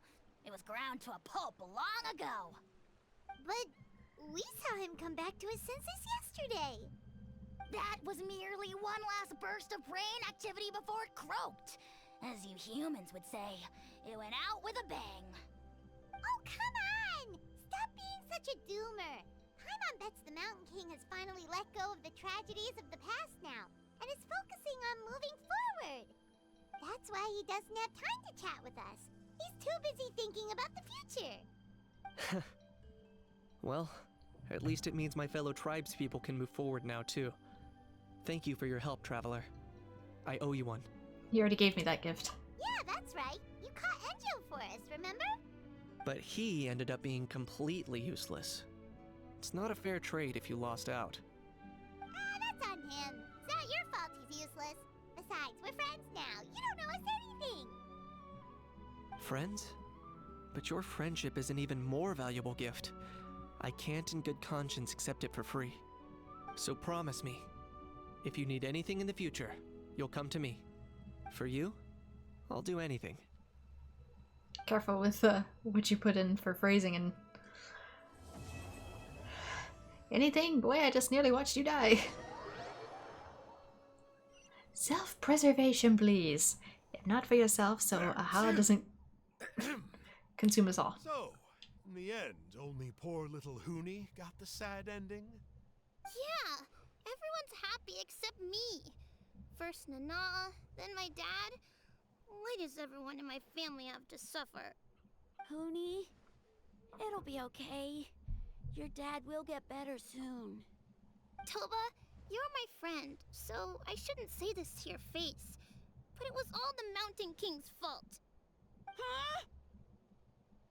Now hold your horses, kiddo. If you promise not to fight, Uncle Sanka will tell you a story. Okay, before you roll your eyes out of your skull, I promise you can trust me. I almost got my eyebrows burned off by the Turnfire after last time. That's why I came back, to make it up to you. And Joe, what are you up to? Right. I'll just get to the point. Do you know what Uncle Sanka loves the most about your people? What? Your extreme sports. Huh? On my first day here, I got hit by someone falling out of the sky. I believe you call it bungee jumping? It's a dangerous sport, to be sure, but the courage it took to make the jump impressed the heck out of me.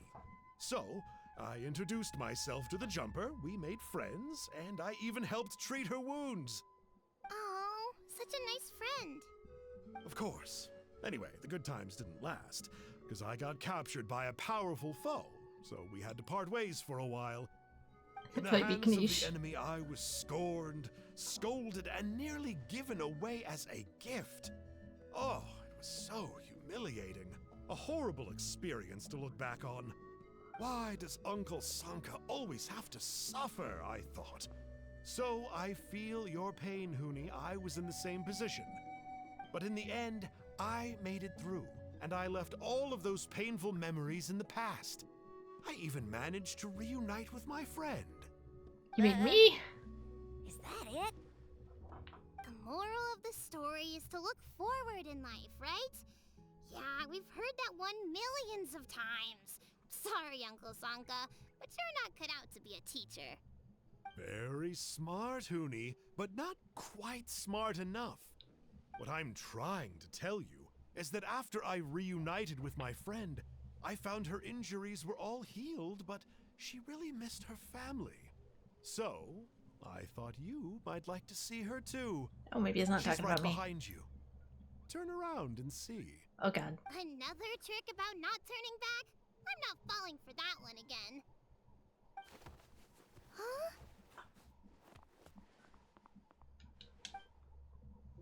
How? Was she alive the whole time? Oh. Oh my god. When she jumped off the cliff, she smacked into Enjo, and he thought her attempt was bungee jumping. This game, I swear. Is that it? Is that everything? Sure is. 3 out of 3. There it is. Scions of the Canopy. And reputation. Oops. Not that button. Is... Oh, do I have to go back in order to see it? I wonder if she'd be around the village now. But maybe he temporarily brought her with him as part of the cure. But that also kind of implies that he can talk to Saurians? What can I help you with? Is there anything you wanted? Signs of the Canopy? I guess I gotta check it here. I can't check it at the other things. But since we did these, we can claim the points. And that gets us to reputation level 1. And gets us some free materials. And also, I think, unlocks the weekly progress and... Let's see, sorry, the supply, notice, and the bounties.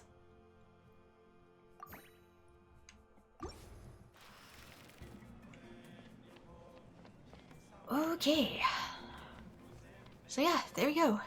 That is it for Kinich's story. So I think going forward I'm going to do MSQ. I'm going to do the final part of Natlan.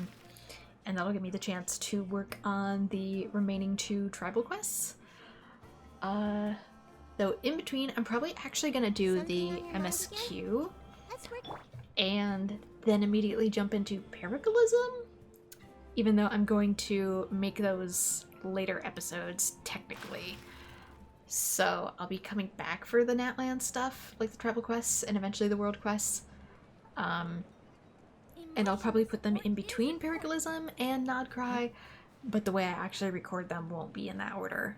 It's just the order I'm going to release them in because I only have, you know, so many days to do things. So I'm also working on this and I'm not really sure what to do about it. It seems like doing 4 quests and using at least 120 resin earns you like a little check mark or something. I've done it once for this week. It's Tuesday, right? What time is it? It's Tuesday, so that was obviously Monday's little tick mark. I missed last week because I didn't know what this was or that it was here, so I don't know if I'll be able to claim everything. Like, for example, I don't know if I can claim this. So 68 days in 6 hours. I'll count it as 67 days. 67 divided by, how many are there? There's 1, 2, 3, 4, 5, 6, 7, 8. Divided by 8. Divided by 8 is 8.3? So it would take me that many. I don't know. I don't know if I have enough time to actually complete it.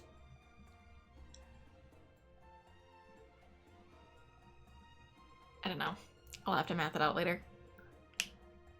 Because I need at least... It would take like 8 weeks, but I don't know if I have enough time. We'll see. We'll see as close as I can get. I can try to get a crown. But if I get to the end, apparently it gives me a... Oops, not that. That's not what I'm trying to look at.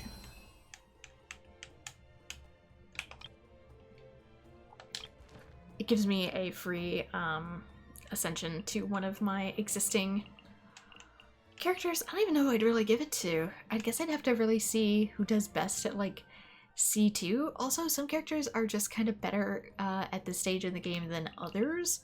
So the fact that you can only give it to older characters, I would use this to get a free Xiao if I could actually pick. But as is, the characters people mostly still use are like Wanderer and Nilou.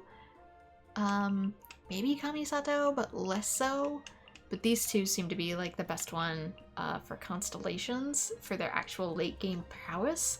So that'd probably be who I was going to pick. But yeah, completion progress 0 out of 8. So I think I need to nab all these first. The fact that this one is lit up makes me think I can claim it, but it's weird. Daily rewards claimed. Original resin completion. That's so weird. To temper thyself and journey thus far. I don't know if there's anything else I need to do for that first. It's really bugging me. View progress. Obviously that's not it. Stage point rewards. I don't know what that's about. Daily encounter point limit. Any further points gained will be activated long-term encounter points. I don't know what that means.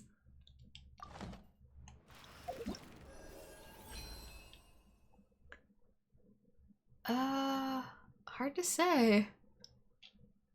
You only need to do 5 a week, but even then, complete 8 weekly training goals to redeem Stella Fortuna rewards.